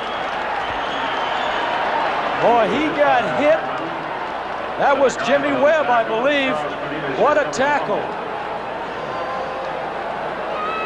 He doesn't have much of a chance at all. The ball's handed off. Watch Jimmy Webb come in from the right side of your screen. Kaboom. That's Webb and also Cedric Hardman. Fine play by the 49ers. They're still in the game. Here's a good angle of it right there. Cornelius, who had the interception in the end zone earlier in the second half, now comes up with a fumble recovery, and the 49ers still have life. 5:15 remaining. They trail by 13 points. 1st and 10 from their own 43. DeBerg out of the backfield to Hofer, and Hofer goes nowhere. They lost 3 yards as he's tackled at the 40. Well, we get a screen pass by the 49ers, which was diagnosed well by the right side of Oakland's defensive line. You have to surmise that the Oakland secondary is doing a great job. Freddie Solomon, who's a big threat, has caught only 3 or 4 passes today, and most of them have been for short yardage. I don't think Mike Schumann has caught a single ball all afternoon, and they're forcing DeBerg to settle for those little tosses to his backs. They're giving him quite a different number of looks, and that's upsetting DeBerg. Here's DeBerg lobbing it out, and it's broken up. Mike Davis, the strong safety, knocked it away. Well, we got James Owens in the ball game now. DeBerg's going to have to try to get downfield with his tight ends, Bob. They don't use their tight ends enough, and Oakland's taking away their outside people with double coverage, so they've got to go to their tight ends. For San Francisco in this game, their wide receivers have caught 7 passes. Their backs have caught 9. On the other hand, Kenny Stabler has 13 completions, 12 of them to either his tight ends or his wide receivers, only 1 to a back. Little difference in yardage. 4:31 remaining in the game. 3rd and 13 for DeBerg. Over the middle, got Hofer wide open. Hofer dragged down from behind by Jack Tatum, but it looks like a first down. They're at the 45-yard line of Oakland. Well, that time Oakland coming with the outside backer, which put Tatum man-on-man on Hofer, but he was a little too far off. Hofer delayed, came across the middle. They've been real successful with that play. But their tight end was man-to-man. They've got to come to their tight end some if they want to get in this ball game. They got about 15 yards on the play. It gives them a first down. We move inside, 4 minutes to play. From the 46 of Oakland, the handoff to Hofer. Trying to sweep the right side with a couple of blockers in front of him, and he gets out of bounds, which helps. Mike Davis hit him there. Well, you might say that's not a very good call, but earlier in the first half, they ran the same play for about 30-some yards. I don't know. It does stop the clock in this situation, but they didn't get much yardage. They need more than yardage. They need touchdowns. It'll be 2nd down and about 5 from the 41. Mike Davis forced him out of bounds, gain of the play of 5 yards, so the 2nd and 5 at the 41. Steve DeBerg, who had thrown for 11 touchdowns coming into this game, has not had a touchdown pass today. Phil Francis ran for their only touchdown. Ray Wersching had a field goal. That accounts for their 10 points. DeBerg back on 2nd and 5. And this one is intercepted. Jack Tatum picks it off. Sneaking up behind him was Bob Brewer, the tight end, trying to wrestle the ball away from him. But that didn't work out. John Matuzak was putting some pressure on DeBerg. He unloaded with that pressure on him right into the arms of Jack Tatum. Ball was thrown late, Bob. Actually, the tight end was there. We'll take a look. If he releases the ball on time, Tatum doesn't have enough time to come in front of the football. He waits too long. You can see there, Brewer was open earlier. Fine play by Tatum. 3 minutes and 42 seconds remaining now, and Oakland still with that 23-10 advantage. And 1st and 10 from their own 43. Derek Jensen carries and fumbles. But Dave Casper is there to make a big play for Oakland. It was loose for a tantalizing second, but that is the way the game has gone for the 49ers. Unbelievable. I don't think I've seen the ball bounced around as much Gain of 5 yards on the play. in a ball game as we have today. Both clubs have been guilty of plenty of fumbles. Oakland has not, by any means, been perfect. It's just that they have been victimized a bit less than the 49ers. That's right, and Oakland has taken advantage of the 49ers' miscues, where the 49ers haven't taken advantage of Oakland's. Exactly 3 minutes left in the game. Van Eeghen, just about the only guy today you can count on not to fumble. He's been a big horse for him, not only as a runner, but also as a pass receiver. Coming into the ball game, he had 22 receptions. You think back again to that 4th and inches situation early in the 4th quarter, which Hofer failed to get as he ran against the left side of the Oakland line and they pushed him back. Had the 49ers scored then, this is an entirely different situation. That's right. So many key plays the 49ers haven't been able to come up with. 3rd and 4. And Stabler not bashful about throwing. Over the middle. This will be a first down. Van Egan has plenty of yardage. Mark Van Egan to the 35-yard line of San Francisco. We'll get the 2-minute warning before the next play. And unless something crazy happens, Oakland has this one wrapped up. Well, let's take a look at it. Talk about Van Egan. Here he sets in there, comes out of the backfield on a check down, coming into the vacated area by the linebackers. Fine run here. And the Stabler's controlling the football just like he wants to do at this juncture of the ball game. Introducing the 1980 Ford Fairmont, the right idea for today. Aren't you glad you bought a Fairmont? The right idea for today. Aren't you glad you bought a Fairmont? Fairmont is the right idea for today, with even higher 4-cylinder mileage than last year. And in 6s with 4-speed transmission, no car beats Fairmont's estimated MPG. Aren't you glad you bought a Fairmont? Glad, glad, glad. The right idea for today.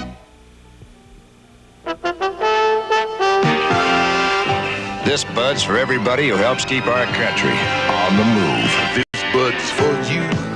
You're working hard all day just like you always do. This bud's for you. For all you do, the king of beers is coming through. Yeah, just for you, that distinctively clean, crisp taste that says Budweiser. For all you do. This bud's for you. If it's any consolation for the 49ers, Paul Hofer had a heck of a day. 12 carries for 102 yards. Included in that total was one run of 47 yards. He also caught 5 passes for 64 yards and a total of 166 yards in total offense. Denver beat New Orleans today 10-3, so both Denver and San Diego won today. The Chargers and Broncos are each 7-3. If Oakland hangs on here, they'll be 6-4 and a game back in the Western Division. Speaking of which, they proceed to fumble. After a lateral by Dungy, it's Tim Gray with the ball. And I guess we haven't seen the last of the 49er offense. They come back out on the field. Well, it seems we always talk too quick, Bob. That was Van Egan that time who lost the ball. That's the first time he's fumbled in quite a... Let's take a look at this. Just a simple handoff in here. He has plenty of room to run. He loses the ball. Looks like he just lost the handle on it himself. Dwayne Board, number 76 of the 49ers, possibly could have knocked it out of his hand. Well, that was Van Egan's 27th carry of the day. He came into the game with 127 consecutive carries without a fumble, so he went 154 carries before he fumbled. So how do you knock a guy that's been able to do that? You don't. I guess the fumbleitis was just infectious here today. And Van Egan finally caught the disease. Incomplete off the hands of Hofer along the sideline. Speaking of Van Egan, he rushed for about 86 yards today. He had 84 yards before that last carry and probably got a couple before he fumbled. So around 85, 86 yards on the day on 27 carries for Van Egan. He had a big day. Big day. Of course, it's not over yet. Always talk. Game's not over till the whistle blows. San Francisco with 6 turnovers. Oakland with 5. That's a lot of turnovers. So neither team has exactly conducted a clinic. You could win 3 or 4 ball games with that many turnovers. Surprising that the score is not higher, considering the number of opportunities each team has given the other. Wilbur Jackson can't hold on. Does anybody here want the football? It doesn't look like it. The 49ers are making too many mistakes, and that's something we didn't expect to see from their offense because they've been very efficient. A minute 44 left, 3rd and 10 from the 35. Now you have problems. Oakland's coming in with their prevent defense. 4-man rush and 5 defensive backs. Big play time for the 49ers. They're still not out. Minute 44, a lot of time. DeBerg needs a touchdown, an onside kick, and another touchdown. And if that happens, both Roman Gabriel and I will fall headlong out of the booth. DeBerg back. Flips it out to Phil Francis. Francis has to go to the 45 and does for a first down. San Francisco will keep the ball. Well, he took what the Oakland defense gave him, and they came up with the first down. First and 10, 49ers at their 45. Oakland taking their own sweet time about lining up. Looked like Ted Hendricks wanted to call a timeout. Willie Jones misses DeBerg, and Monty Johnson knocks the pass down. Oakland had 38 people on the field. Monty Johnson breaking up the pass. They had 2 defenses out there that time. I saw everybody but George Blanda on that play. 12 men on the field, defense. How many did he say? I think he just said too many because he couldn't count the exact total.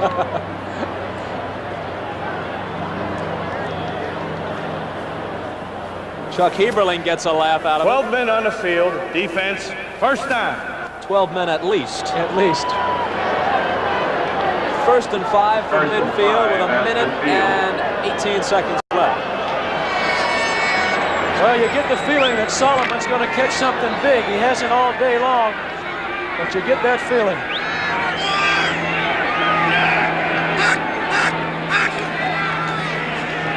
DeBerg dropping, stepping up into the pocket, finding Freddie Solomon. They wrap him up at the 38-yard line. That's a first down. San Francisco hustling the line up.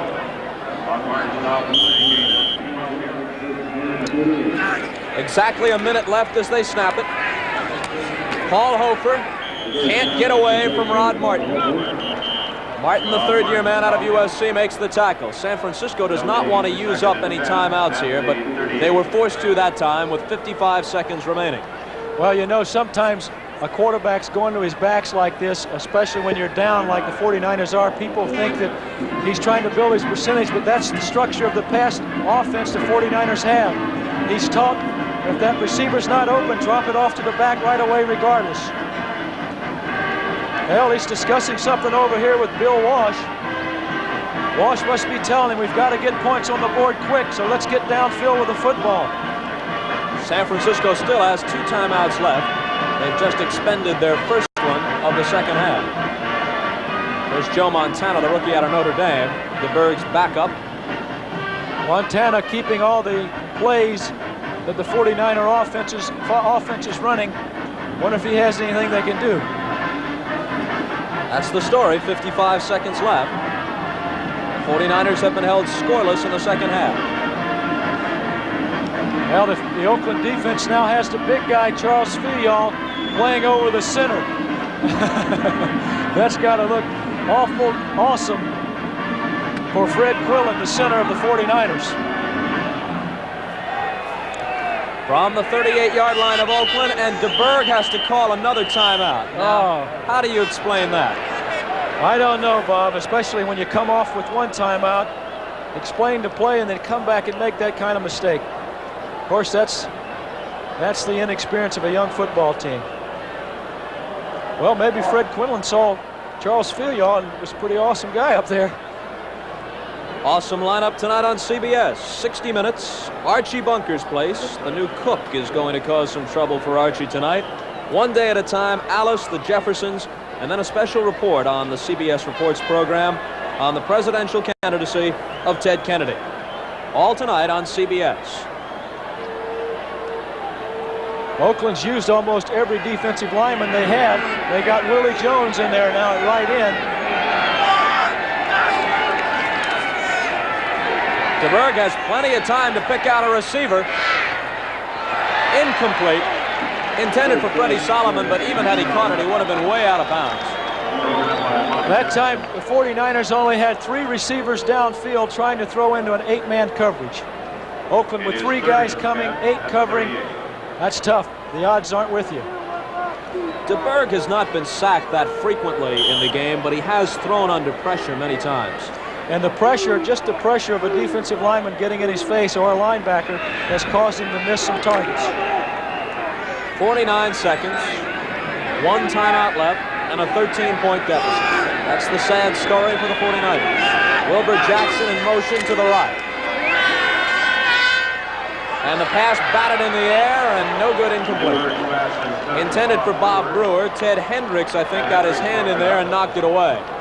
I'll tell you what, that's difficult to throw. I don't care who the quarterback is. Oakland rushing 3 people. They've got 8 people in coverage, and the 49ers only have 3 receivers going deep. 4th and 10 from the 38-yard line. It's almost as though the 49ers expect Oakland to come, and they're leaving the backs in. The Silver and Black will be 5-0 at home for the season after today's game. Just 1-4 on the road. If they can get their act together away from home, they're a serious playoff contender. DeBerg gets rid of it falling down to Phil Francis, and Francis gets a very rude how do you do from Ron Martin. That's the kind of tackle that the coach tries to teach everybody to make, and Martin did it. So that ends San Francisco's last gasp. With 36 seconds remaining, all Oakland has to do is run out the clock, and the 49ers have only one timeout left. Well, the 49ers hurt themselves just as much as Oakland, not getting enough people into the pattern, especially near the end of the ball game when they needed points.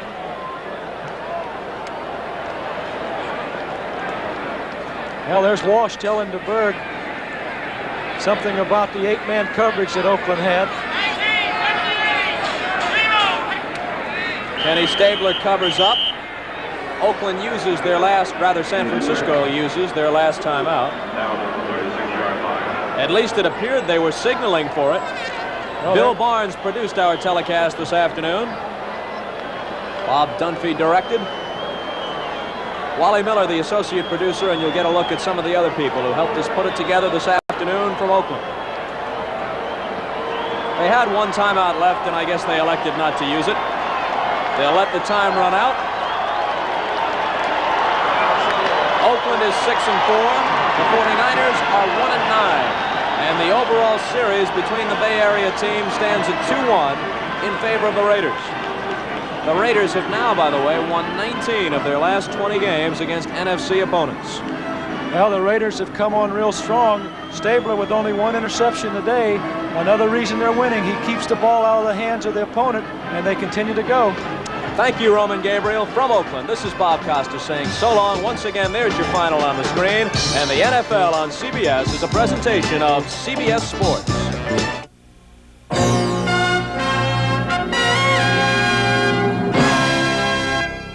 This is CBS.